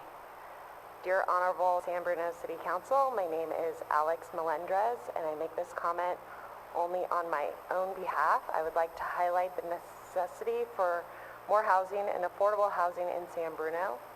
We especially need housing for the very low and extremely low income housing. Public land is a great resource for developing affordable housing. Inclusionary housing, affordable housing included in market rate housing is also a great option. Even market rate housing has its place in assuring local displacement does not take place by providing our workers a place to stay. I believe the current COVID-19 crisis highlights how much the jobs housing imbalance plays how traffic is affected by lack of housing. The need for shelter at all income levels is the great moral issue of our time. I apologize for my late and quick comment. Sincerely, and wishing good health, Alex Melendrez.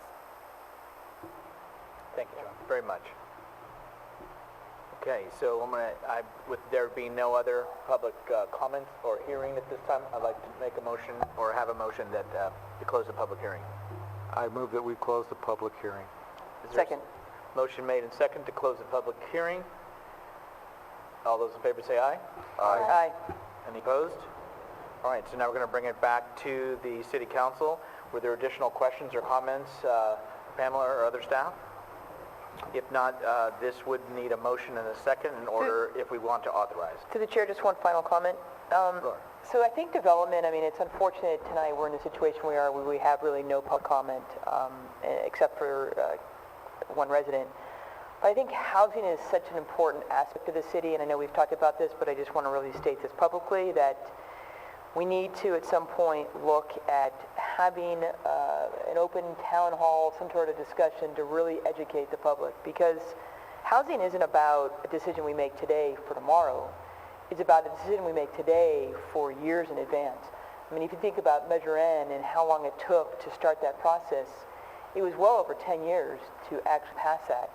So, you know, we can't approve a project today that we haven't really thought about 5 and 10 years ago. And unfortunately, the numbers end in 2023, but the city is going to be given a new set of numbers to meet, and those numbers are going to be, you think these are bad, they're going to be worse than we're seeing today. So we as a city really need to start thinking long term, how do we get there in 10 years? How do we get to that number? And in that process, how do we educate our residents? How do we educate the residents to understand the process, to understand the requirements, and that they're clear and they don't feel it's last minute, we didn't tell them, we didn't share them, we're trying to approve a project without them knowing about it. That we really got to think about the communication plan that we have with the residents, getting them to understand the process with new development. And I think that there's an education, and I think a lot of people don't understand that process. And so I think it's really important that we look at what the long-term plan is, and we look at educating the community, and the final thing would be a good communication plan. So residents go, I got a place, I got a location, I'm not going to get notified, there's multiple ways we notify our residents, and I feel like everything's above board and nothing's happening without me knowing about it. And also to add on, I would think also just some of the projects, Pamela, that you had brought forward, it is sometimes been some time that folks are reminded about truly all the projects that are going on in the community, and what has already been 500 Sylvan has been approved. We need to remind folks of things that are in place and that are hopefully moving forward. But I think also what Councilmember Davis said, I think it is important going forward too, is a bigger part of our community really wants to be engaged and be informed. If they make the decision or choice not to want to come to one of the meetings or with a developer or then that's okay. but we want to afford them those opportunities and the availability in which to come forward and to express within this community. It's not just about my neighborhood or your neighborhood, it really is about the city and its future. So I really think that it is important that we have a clear process, that we communicate with the developer, that the city takes some ownership too when it goes to reaching out to the residents in this community, so we're assured that the right list is being used, the right people are getting the information, and it gets across many levels of opportunity for folks to be knowledgeable, educated, feel empowered, and feel the ability in which to have their voices heard. So is there any other comments? To the mayor. Mr. Mayor. We'll go Marty. To the chair. Marty. Yeah, so the council had a retreat, and we talked about setting priorities and having a meeting to have priorities. And a priority, I think, from my understanding of the council, is to move forward with housing. But as my colleagues have just said, we need to make sure that we have a clear process with the communication. We could learn from our neighboring cities. Burlingame brought in Home for All, which had a bunch of community meetings that educated the public before the project was even brought forward. So that is something that we could look forward to, and I'm looking to have that priority setting meeting so we can give clear direction of what we want to do for this coming year, and we have to be thinking longer range. And so I'll leave it at that, and I know this COVID-19 has derailed a lot of staff time, and rightly so, because it is extremely important. So I don't know if the city manager can give us an update when we're going to talk about priorities again, because everybody's so busy, but I think it's coming pretty soon. Is that correct? Well, hold on. Can we stick on the topic of the report, and then we can certainly circle back around to that, unless that's relevant to the decision on the transmill? Is that okay? I think it's important to acknowledge that we as a council are looking at setting these priorities, and we can take a short answer later, but moving forward with this, I support this transmittal. Okay. Let me get Michael, who's been waiting. Michael? Thank you.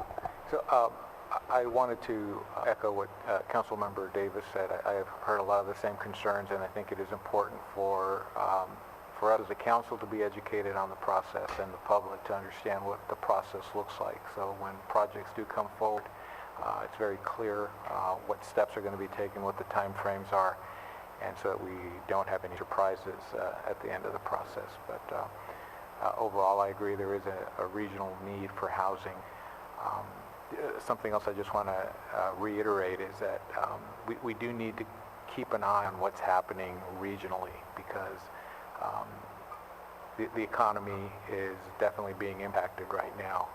I know San Francisco has made some decisions on what they're doing with their development, and they're tying new commercial activity to their low-income residential, and so they're going to limit their growth. And so if a major city like San Francisco, that's an immediate neighbor, makes changes, I feel that could change the landscape and any future planning that we might be working on. It could be impacted.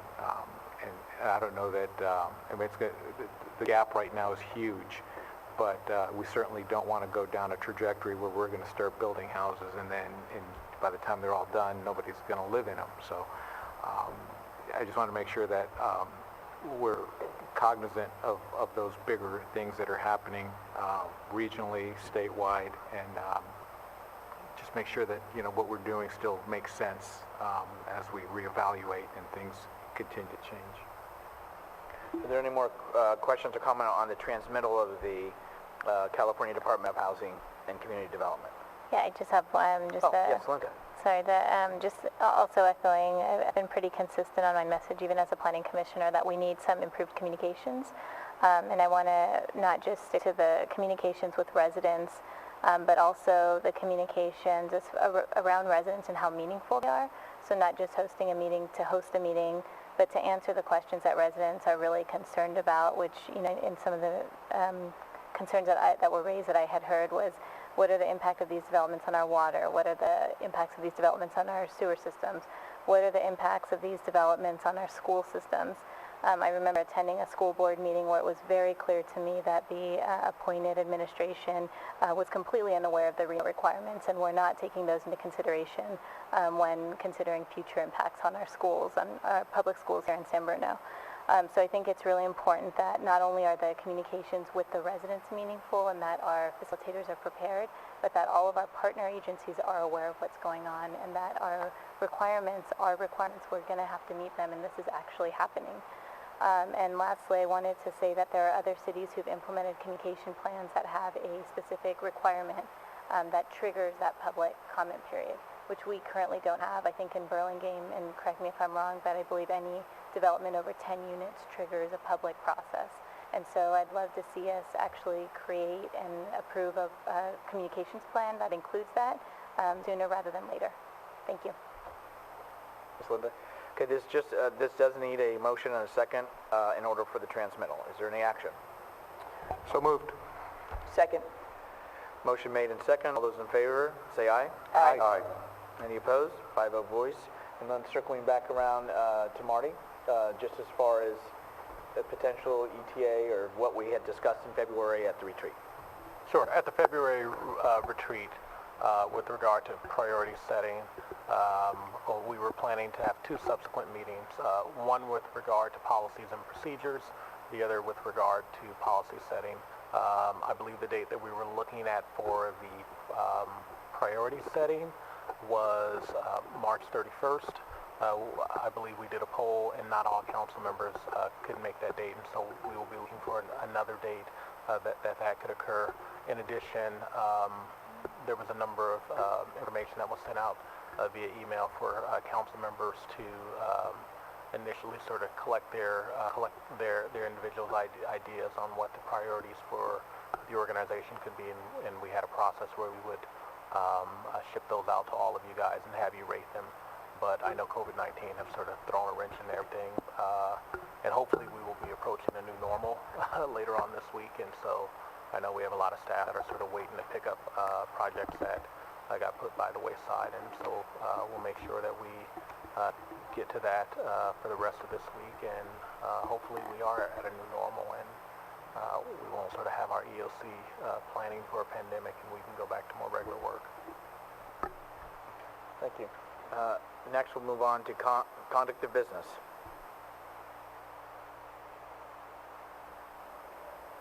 Conduct of business, 7A, receive report and confirm date for transition to a by-district method of city elections.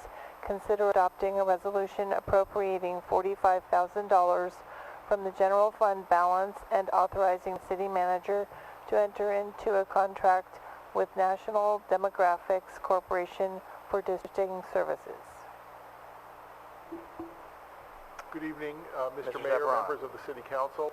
Tonight we're going to talk about a couple of things relating to district elections, and we're going to review, we're going to wait for the PowerPoint to get up there.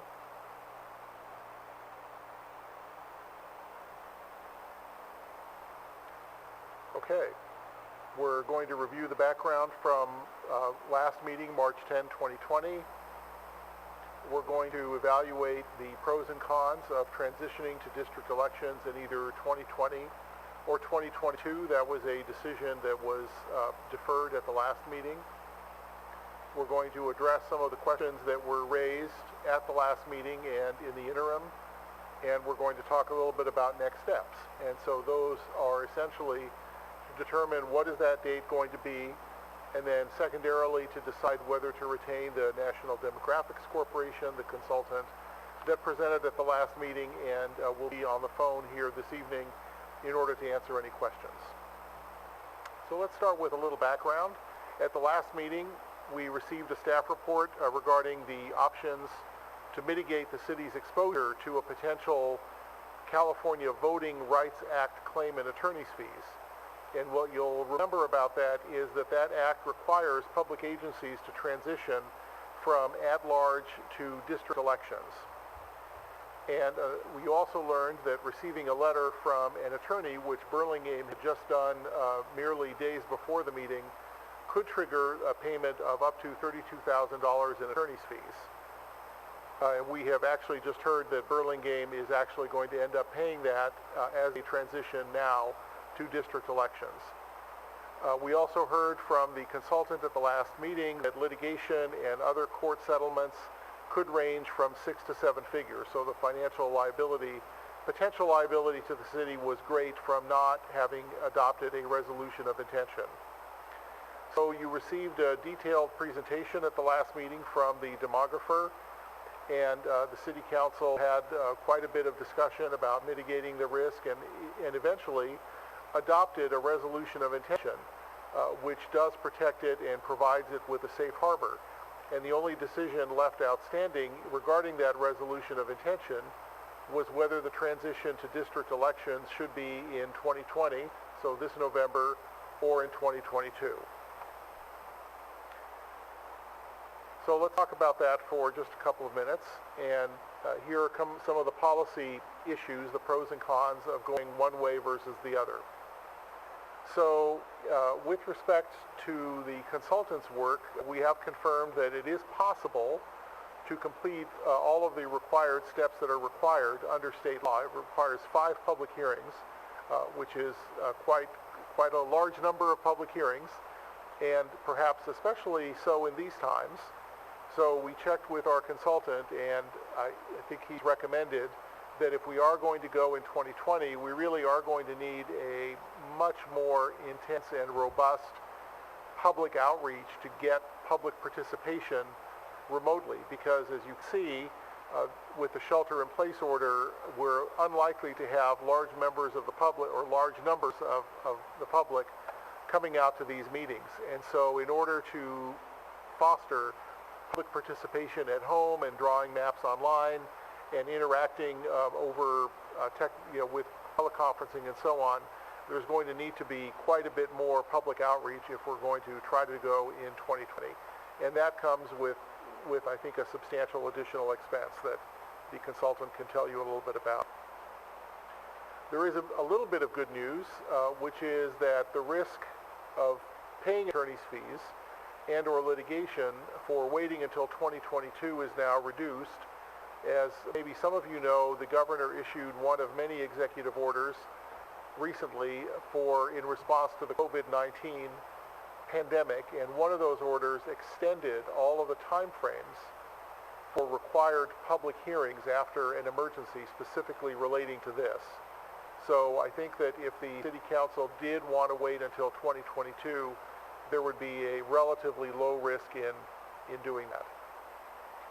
And the last policy consideration is waiting until 2022 would also allow for a more robust discussion of possible changes to a charter city, which was brought up last time, and we'll talk about a little more in just a minute, and also alternative voting mechanisms in conjunction with district elections. If we were to try to do all of those things and go in 2020, I think it's an understatement to say that would be a challenge, but the consultant has indicated that it's possible. Let's address just a couple of the questions that were raised at the last meeting. So the first one, in touching on the issue I just mentioned, which is what about considering alternative voting mechanisms? And you might remember at the last meeting, there was a gentleman from a academic think tank who's involved in studying voting mechanisms of all kinds, and he had a number of intriguing proposals that the city might wish to consider. So the one thing to remember, if it wasn't clear at the last meeting, is that does not actually adopting those voting mechanisms do not provide a safe harbor and do not comply with the California Voting Rights Act in and of themselves. You still have to go to district elections if you want that safe harbor. Once you've made the decision to go to district elections, or simultaneously, you can decide, okay, we want to now implement some other alternative voting mechanism. And if you want to do that, you have to change to a charter city. And that requires an election because general law cities are not, there's no provision in state law to allow all of those various interesting voting mechanisms that we heard about at the last meeting. So those are two challenges with dealing with alternative voting mechanisms that could certainly be studied robustly for 2022, perhaps not as much, if at all, for 2020. And another question that was raised is whether the city could coordinate consultant work with the school district. So that was an interesting idea because you think that maybe the consultant, both agencies could save some money, retain the consultant jointly, and split the cost. And we've had a discussion with the consultant about that. That's likely not going to be a feasible alternative for a couple of different reasons. The first of all is the school district boundaries are not contemporary, not coterminous with the city's boundaries. So there's an area that's outside the city and it excludes an area inside the city. So there's little slivers that are inside and outside, and so that is going to create a problem in any sort of, we'll just do one map and share the cost. And a second policy issue about that is that apparently the mapping rules and criteria are different for cities and school districts. And we're not aware that the school district has discussed this topic at a board meeting or has made any steps with respect to this topic. And so I think the conclusion that we can draw from this is that it would be difficult, if not impossible, and sort of not productive to have a sort of joint effort between the city and the school district on this particular topic. So what are the next steps that we're considering tonight? And there are really two. The first one is determine the date to transition to district elections. You made the decision last time, so now the question is November 2020 or November 2022. And then secondarily, to decide whether you'd like to retain NDC, National Demographics Corporation, to be your demographer for the effort. And obviously, if you're going to do it in 2020, they need to be retained right away. If you're going to select 2022, then NDC can certainly assist in planning and evaluating the alternatives, and they can certainly start that process. So with that, I don't have any further comments. I'd be happy to answer any questions, and I believe we'll have or do have the consultant demographer, Doug Johnson, on the telephone. Thank you. Yes, hello, and please tell them here with me too. Can you repeat that, Doug? Oh, I'm here, and Shalice Tilton, who was with me at the last meeting, is also on the line as well. All right, I am being also informed before we open up to council that there is somebody who has, we have one for item 7A that had provided to us earlier, and so we'll go ahead and read it at this time. From Aros Harmon, 633 2nd Avenue. I do not believe it is a reasonable or responsible at this time to allocate $45,000 to immediately move forward with districts for the 2020 election. It is quite likely we will not be able to even begin a public engagement process for another few weeks due to COVID-19 crisis. If some lawyer wants to sue cities in the middle of this crisis, it seems to me that any judge or jury is going to recognize the frivolousness of that lawsuit in the current context, and we should have a valid countersuit against the lawyer to insist they cover court costs and some kind of damages for wasting the court and the city's time.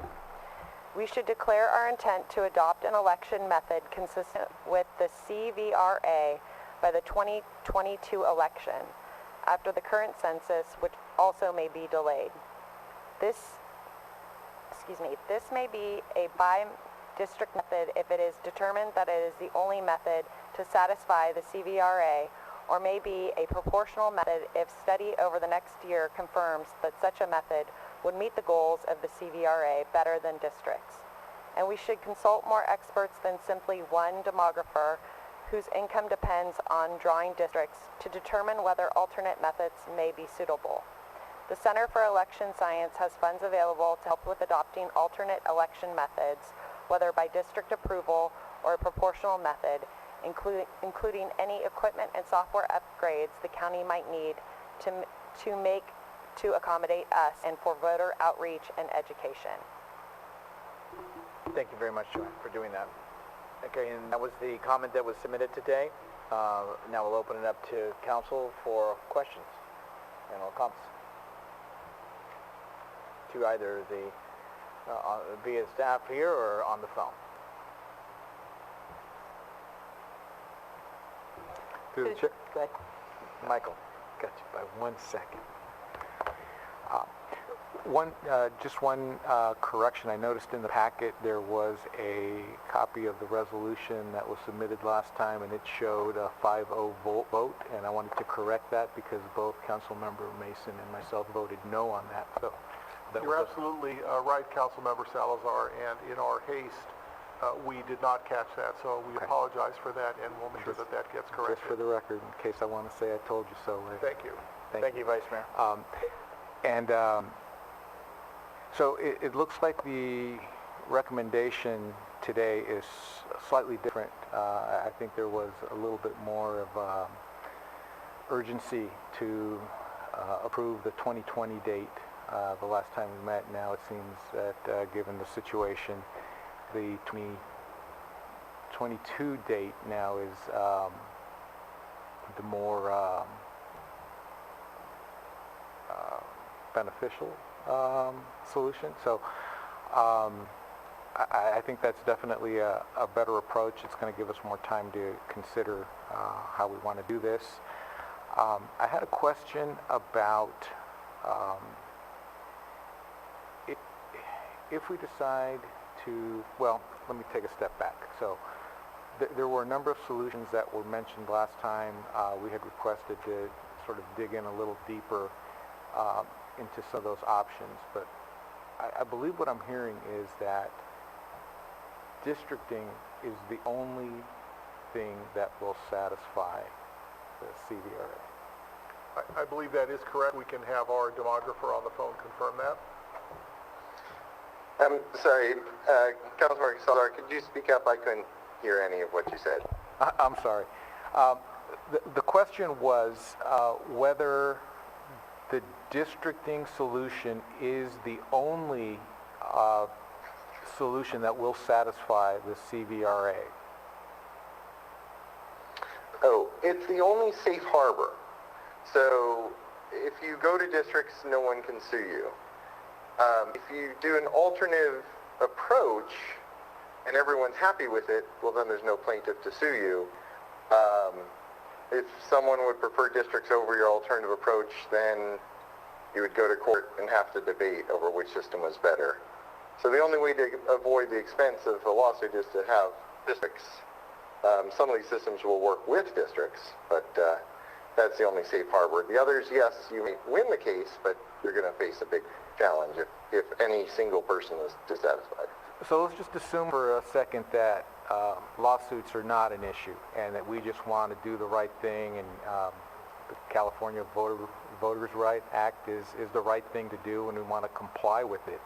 Are there alternatives to districting that satisfy CVRA the way it's written? I'm sorry, couldn't hear the end part of that.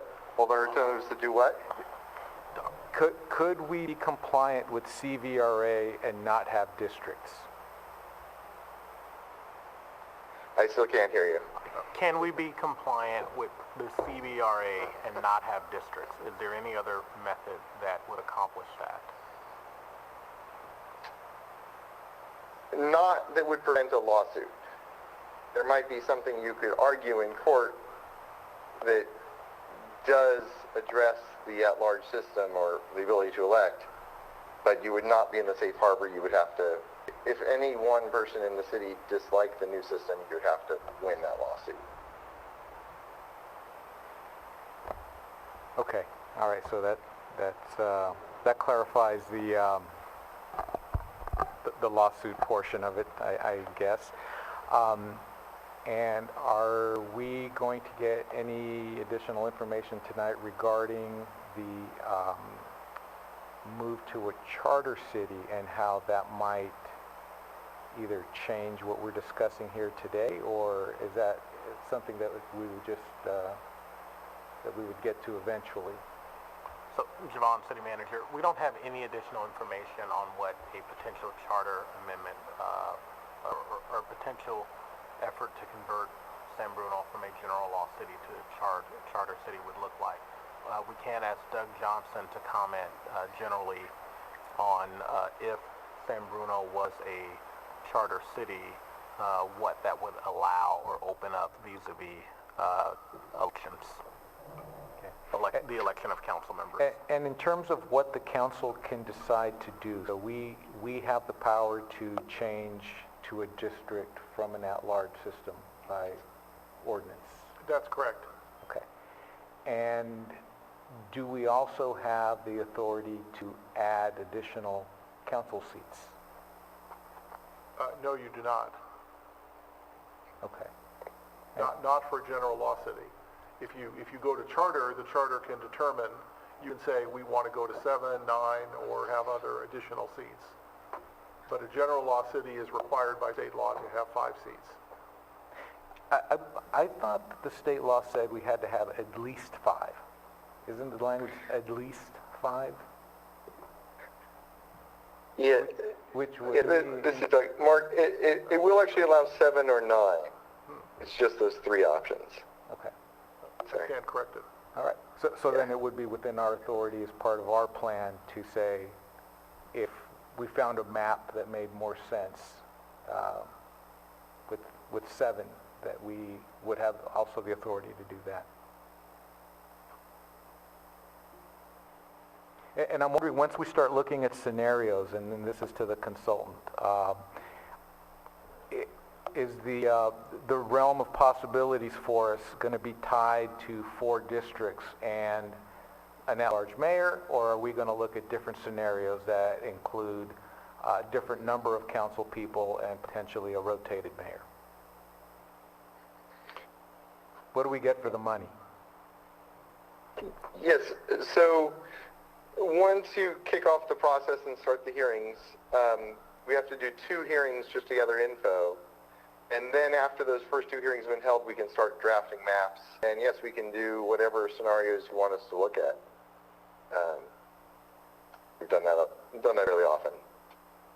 Okay, thank you. Can I think it's possible to clarify. The council right now has the ability to look at adding additional council seats, right? Going from 5 to 7 to 9. And what I think I heard Doug saying is if the city council embarked on that process, you can look into changing the number of council seats. I think it's important to point out that going from a directly elected mayor to a rotational mayor is something only the voters in San Bruno can decide. And so that was part of your initial question. I just want to point that out. Right. And one thing I was thinking about is if we were to say, okay, so even if we stick with 5, and then we have the 5 districts, we would have basically 4 districts based on our current configuration. Yeah, based on current law in San Bruno, which has a directly elected mayor, if the city council wanted to look at districts, you would, let's say today at your current status, it would be 4 districts and a directly elected mayor. If you wanted to go to 7 council members, it would be 6 districts and a directly elected mayor. The same scenario for 9, 8 districts and a directly elected mayor. The only way the city can change without having a direct, you have to put it on the ballot. Right. Okay. Thank you. And we also have an additional comment on item 7A, which Joanne has and will read for us. Thank you for doing this. So this is a comment from Plymouth. The waiving of the Brown Act, with the waiving of the Brown Act and allowing meetings to take place virtually like this one, does it still make sense to cancel all meetings other than city council?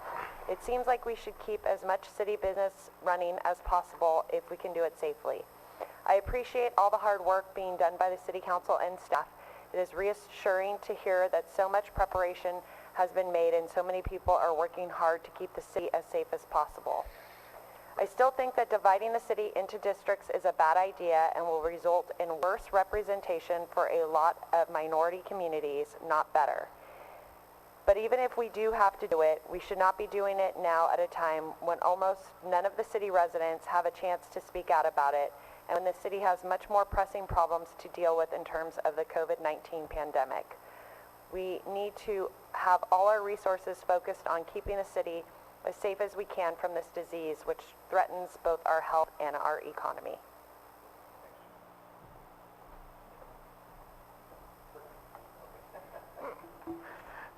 All right, Michael's done for now. Other of my colleagues? So I have some questions. Linda. Yeah, so this, I'm sorry, what was his name? Doug Johnson. Doug Johnson. So, Mr. Johnson, I'm actually looking at your presentation at the League of Cities, wherein you lay out the process for changing over to district elections. In particular, when you talk about the safe harbor provision, the safe harbor provision begins with receiving the demand letter. And then my understanding from your presentation is that you calculate 45 days from the date of the receipt of the demand letter. Then you have the 45 days to decide which way to go. Then you have another 90 days before an action can actually begin, a lawsuit can begin. Then the second step is you place the matter on a closed session with your city council. The third step is that you engage a demographer, which would be someone like yourself. Once the demand letter has been received, then you would ask for two things. You'd ask for an analysis on the racially polarizing voting record before transitioning to the district-based elections to see if they're necessary. And then the districting maps would go through essentially the city attorney for purposes of work product. And then lastly, the city council would retrieve the election results for the city's most recent elections. And specifically, I think the example that's given, I'm going to just read it because it makes a lot of sense, which is that, for example, with some cities' prospective plaintiffs cited the absence of minorities on the city council as evidence of racially polarized voting. Because a prospective plaintiff relied on surnames to determine whether minority candidates were elected to city council, plaintiffs' allegations fail to account for minority candidates who do not necessarily have minority surnames, such as a minority candidate who changed his or her last name after marriage. Reviewing the city's election history, to fact-check the allegations in the demand letter helps the city council make an informed decision. So I feel like none of this, as of right now, has been followed, and it appears that that the safe harbor provision could apply if the city of San Bruno did receive one of these letters that we've heard about so much.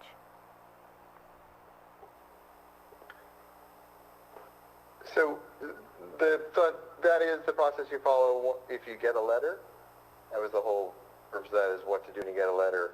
And the goal of that analysis is to decide how strong a case the city has if it wishes to fight the letter. And so that's kind of a get ready for battle, we're going to go to the barricades and spend whatever it takes to fight it approach. What I think the council's done through its resolution at the last meeting is try to get ahead of the curve, avoid the $30,000 that you have to pay to anyone who sends you a letter, even if you don't fight it, and just adopt the resolution to make the change. So that's why we bypass those steps, is you're ahead of the curve and not reacting to a letter. Right, but none of these steps say anything about having to pay $30,000. It appears that there's at least 135 days that the council would have to make an informed decision on its actions. And just to reiterate my position 2 weeks ago was that I wanted to ensure that we received all the information prior to handing over $45,000 to your firm to save $30,000. And it feels like in what I'm reading, if we did receive a letter, we would still have time to make a decision without spending $30,000. That's not right. Okay, that's what I'd like to clarify. That's not the case, and I think Mr. Johnson can address that as well. Once you get the letter, then you're on the hook for paying up to $32,000. That's exactly what happened in Burlingame. Is that right, Mr. Johnson? Just because yes, I'm looking at your presentation, the $32,000 and that doesn't say is that. paid to the attorney who sends you the letter, you'd have to hire the demographer, and actually that cost would be higher because you're talking about doing a liability analysis in addition to going to district elections. Mm-hmm. So, I mean, at this point, we haven't received any information on the city's most recent elections to prompt us or to trigger us to move forward to say that we have, that there's racial polarizing going on in San Bruno. We haven't had a closed session on this item. We haven't received much more than the presentation that you provided 2 weeks ago, which was how to transfer over to district elections. And so I'm just trying to figure out exactly what information we're relying on that is prompting us to move forward outside of a possible letter out of how many cities in California? Sure. Councilmember, let me take that. One of the things that we said 2 weeks ago when this was brought up is that this item was jointly being placed before the City Council by the City Clerk, the City Manager, and the City Attorney, not to in any way push the City Council towards district elections, but to allow the Council to make an informed decision and to avoid the possibility of paying $30,000 like a lot of our neighboring jurisdictions in the county have, and like a number of cities in California has, because of the prevalence of attorneys going around with the advent of state law to essentially just give a letter and collect $30,000 and then have the city launch this effort. What we wanted to do was to be proactive and give the City Council the option to adopt a resolution to provide protection so no one can send the city a letter, thus turning what would be if the City Council went forward now or in 2022, a $40,000 effort into a $70,000 plus effort, because you have to pay your demographer in either event plus the $30,000. And I think what we also heard from Doug Johnson is that in that case, when you do get a letter, you'll also be doing additional analysis on risk of lawsuit and mitigation. And so your cost may very well be more than $40,000. And so the City Council took an action at the last meeting that provided protection, and the decision that's before the Council is, do you want to do that in 2020 or 2022? I think the other point that's worth making is, yes, COVID-19 has sort of changed the landscape on everything, and we're in a different place that we are today than we were 2 weeks ago. That said, what you also heard from staff is, should the City Council want to proceed with 2020, we can look into ways that can occur. We will not be the only city that is going through a district election process, and so people are going to have to figure out how to do community engagement in this sort of new normal, where you're having more remote participation, and you think of potentially setting up kiosks or various other areas to get engagement. And so we're still here tonight with that question before the Council is, in order to sort of be the most prudent and protect the city financially, does the City Council want to sort of do this analysis in 2020 or 2022? And really, it's not a decision to have district elections. I think one of the public comments that we shouldn't be here talking about forcing district elections upon the city. That's not at all what is proposed. What is talked about is, does the City Council want to launch a public engagement process that is at minimum 5 meetings to start to have that conversation with the community? And at the end of the day, the decision is always the City Council's, whether you go to district elections or not, sort of legal risks aside. So then will there be any point where we hear about anything other than district elections? Absolutely. I think what we heard last time from yourself and I think some other council members is the desire to look into alternative election methods, being that proportional election or districts with another election methodology. And what was said then, and I think Mark mentioned in his presentation, is that whenever the City Council decides to launch the public engagement, we can look at alternative methods, those that are district election, those that are district election plus something else, and those that may not be district election at all, and run that analysis on if it provides a safe harbor and what the risks are of that. But absolutely, I mean, what's before you is when do you launch that sort of analysis and public engagement?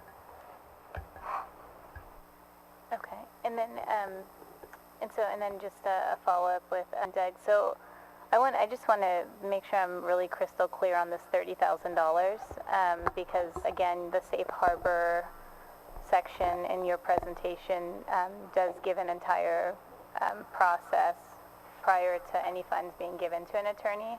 It seems like a lawsuit can't begin for, like I said, about 135 days. So of the cities that you've worked with, how many have actually had to pay $30,000, maybe percentage-wise? Well, since the $30,000 and the 135-day provisions are written in the law, it's true that any jurisdiction that gets a letter, unless they prevail in court, and no one has yet, they will have to pay at least the $30,000 letter. Some have not, simply because some of these lawyers send out so many letters that they lost track of who they'd send letters to, and they have a certain window where they have to demand payment. So there's a handful of cities that the lawyer was just late asking for money, so they didn't have to pay. Right, but outside of that mistake, all of them that got letters had to pay either, up to the $32,000 that the lawyer demanded, or had to pay litigation fees in the 6 and 7 figures. And that was prior to the 135 days? Yes. At the end of 135 days, the plaintiff's attorney can file a lawsuit, in which case you're instantly into 6 figures at least. Okay, thank you. That's what I wanted clarification on. Thank you. Sure. Other questions or comments from council? Through the chair. Laura. I'll make this brief because we've kind of been going around and around a lot here and a lot of questions, which are good questions, but I just simply have 4 statements. Number 1, we didn't plan or did we budget $45,000 for this, and we already have a tight budget. Number 2, there's a lot more pressing issues, I think, in the city that we should be focusing on this year. And number 3, thankful for, I guess, Governor's order that there has been a reduced risk, and so thank you for that, Mark, as well. And number 4, I think, let's see what happens with the other lawsuits. There are some pending litigations, and who knows if things change and that at 2022 we'll be looking at a different situation, and we have more options. I think we represent the city very well. I don't think that going through a process to try to push this through this year is going to make any sense. But I do hear the concern from the city clerk, the city attorney, and the city manager. In the presentation a couple weeks ago, 43% of communities are already gone to districting. We know that 5 already, and a 6th one, including Burlingame, will probably head that direction. It is coming. Something needs to change, but I think we can wait until 2022. Through the chair? Marty. So I agree. It's the law. The timing is not best, but to try 2020 for various reasons, with the census coming out, with the COVID-19 going on, and trying to get a rush product out. I believe with the additional protection, it's not and maybe the city attorney or our consultant could answer, it's not, the governor's order isn't a guarantee that we're not going to get in a little bit of trouble, but nonetheless, in 2022, we'll be able to figure this out. And prior to that, we could also look at district elections and look at a rotating mayor. And we could talk about those at our priority setting meeting. So I'm in favor of moving forward for 2022 districting. Any other comments? Vice Mayor? Anything?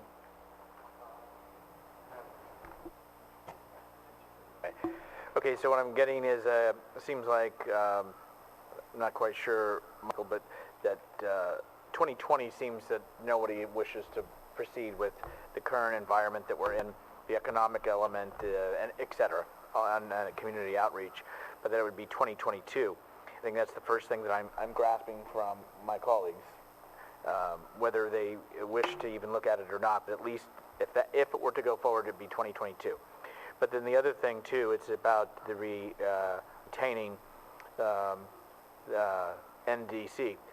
And to me, if we, in my opinion, if we are going to be going forward and saying as a team, we're going to look at this at 222, go ahead and do the outreach. In my world, obviously we're not moving forward, but I would not even commit, in my mind, commit to this time, to this particular, Mr. Johnson, it's no disrespect, but I think we have opportunity and time to look further and just to look at a more broader base and then make that decision when the time comes appropriately. Any other thoughts or comments? Through the chair. Laura. On that comment, I think the circumstance was who can do it and get it done this year, and so that limited the opportunities for those companies. So I think when you're not pressured with that, then there might be other companies out there at different costs. I'm not sure. I did actually spend some time and look on the website and reach out some information, and I find them to be very reputable. I find the presentation that we had 2 weeks ago to be very reputable. I feel that they're very knowledgeable, so it's not to say that they're not the right company, but I don't think that we need to decide that right now either. No, and in no way am I saying that. It's just those were our two questions, 2022, 2020, and retain. So I just wanted to make sure that we are moving down a direction that we have consensus or not consensus on. So if I may, Mr. Mayor, Yes. would recommend a motion, if there is a majority, to go to 2022 elections, so that district elections, so that will be clear in the record, and we'll have that in the minutes. Understood. To the chair, Laura. I'd like to motion that we move to 2022 for district elections or discussion decision. Second? Motion made and second to go ahead and look toward 2022 if we were going to go to district elections after going to community outreach and public input, et cetera, and then making a decision at that time. Did I summarize that okay? Yes. Okay. Marty, is that okay on your second? Yes. Okay. Motion has been made and seconded. All those in favor say aye. Aye. Aye. All those opposed? I'm sorry, I think we need to, did all 5 members vote? I voted aye. Was there a no's? No. There's one no. All Correct? right. And for the record, So 4-1. Councilmember Mason, thank you very much. It was hard to hear. Thank you for clarifying. So we have a 4-1, Mason no. Okay, anything else on that topic? Siobhan, anything else? Mark? Okay, let's move on to comments from council members. Anyone have comments this evening? Through the chair. Michael? So I wanted to comment on the fact that this was our first live streaming meeting. It's something I asked for years ago, and it was really never a huge priority, and it's unfortunate that it took a global pandemic to kind of force that, but I do want to commend staff for making the effort and making that possible so that now we have another medium going forward to get our message out to the public and hopefully encourage more participation. I checked in, I saw about 26 people logged in, so that's 26 more than we would have had otherwise. So thank you, staff, for that. I also wanted to sort of suggest that we also look at something that a lot of the other jurisdictions are doing with other live meetings, so that we could hold more meetings, as was suggested by one of the speakers, where we could get back to more of a business as usual mode if we were to allow some of our committees and commissions to do Zoom meetings, and not to push one provider over others, but Zoom seems to be a popular one with the county and with some of the other jurisdictions within the county.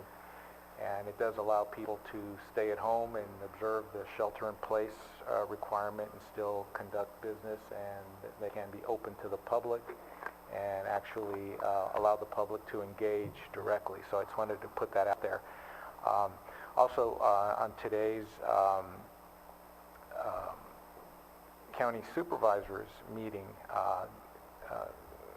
Supervisor Pine recommended that because of the situation that they change their meeting schedule and meet more often, and so they agreed that they would meet also next Tuesday and move it to a weekly basis rather than a bi-weekly basis. And I thought that, not that we would have a whole lot of more information to cover, but if we were able to do a remote type meeting and have a few things predetermined on the schedule, for example, just more updates on what's happening in our EOC and what new developments are happening with the COVID-19 pandemic, and we could cover those just a little more frequently. And also, since Council Member Mason had asked for more regular updates on our finances related to this, that would also be an opportunity to give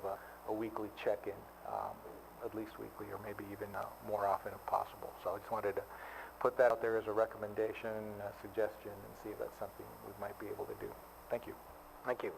Other comments from members? Through the chair. Laura? I think, Jovan, one of your first comments when you came to San Bruno was you looked around this facility and you said, this is the equipment, this is the setup. And I know if you could wave your magic wand that you'd want to spend the money that it takes to get us to the state of the art.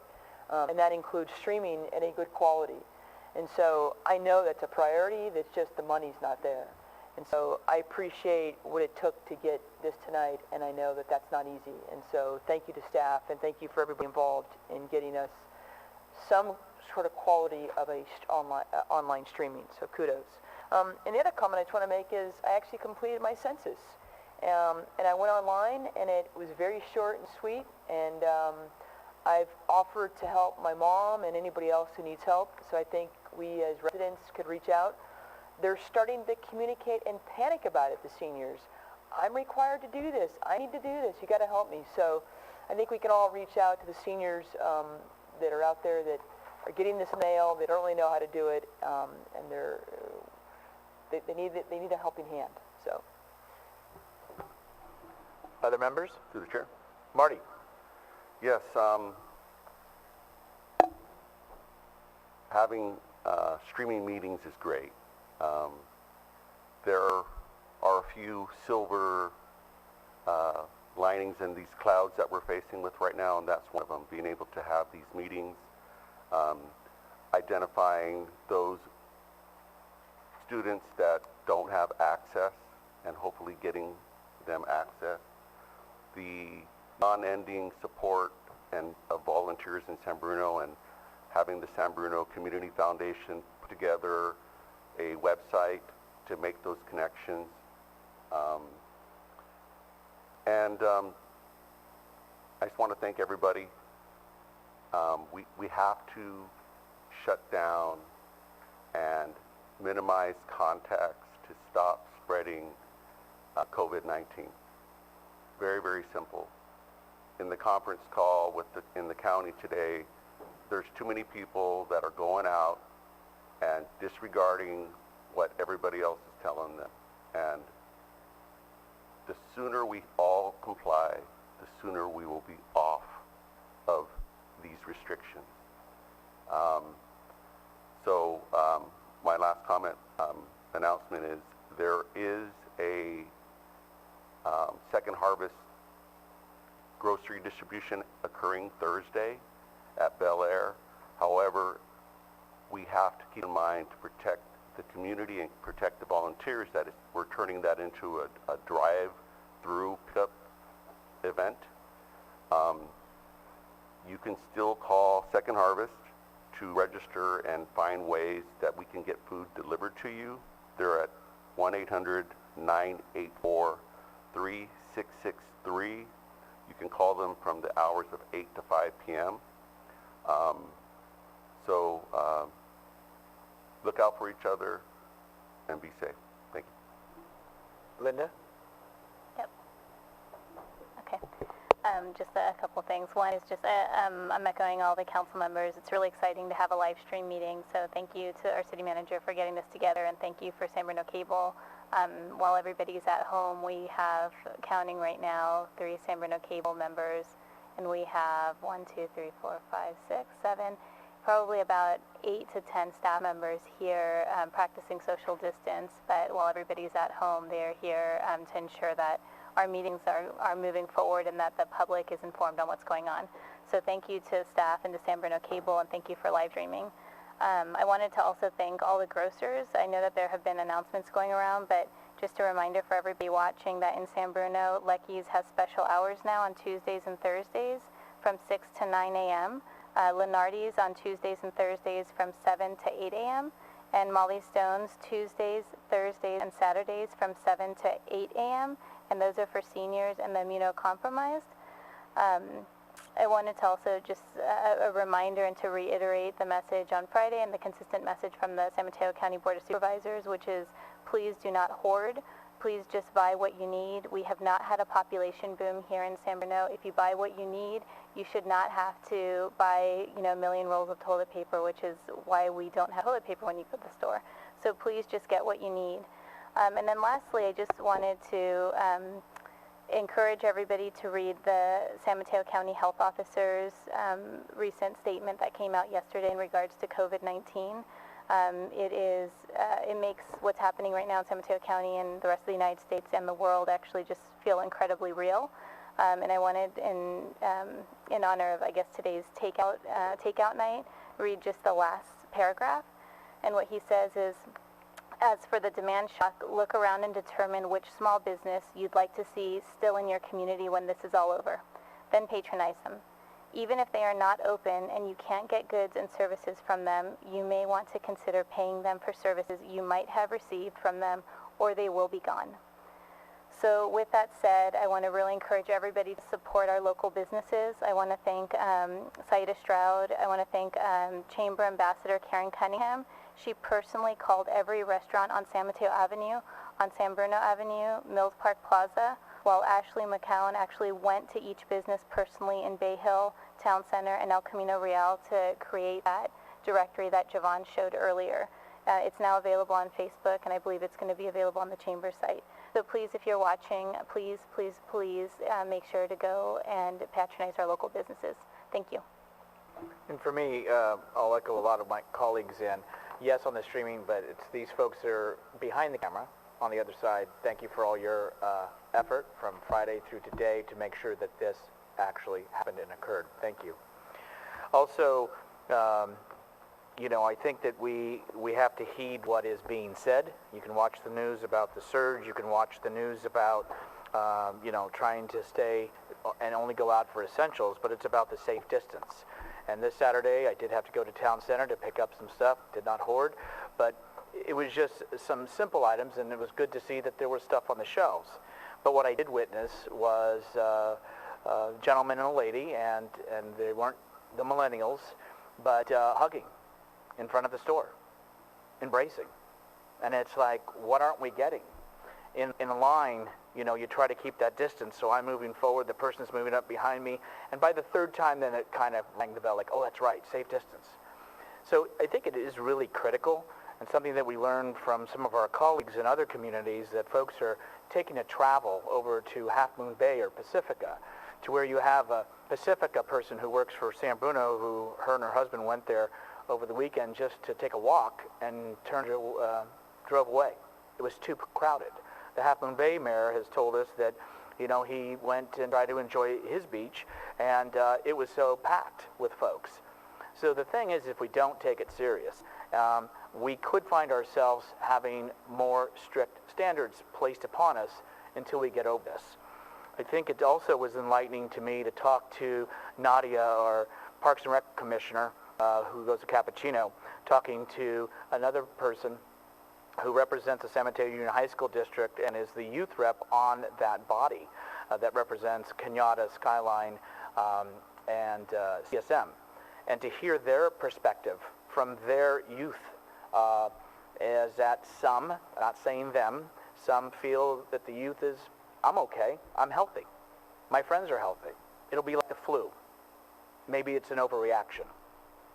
To the social media that they're seeing, that are of their friends and them being together and enjoying each other's company. And I think we have to take very serious. It's not about that you won't get over it or that you can't. It's about what you will do to others. It's about you being a carrier. It's about you bringing it home to your parents, to your aunts, your uncles, your grandparents, or to others that you may see that you don't even know. And so I think we have to heed very clearly, and I think this council is resolute, that we need to take it serious. We need to look out for each other. We need to support our community. We need to support our businesses. But we also need to stay safe, and that will save lives. So I hope we all heed that as we continue on this week. So with that, I thank you all for joining us, and we will go ahead and adjourn to the next regular City Council meeting, which will be held on April the 14th, right here at the San Bruno Senior Center at 7 o'clock. Meeting adjourned.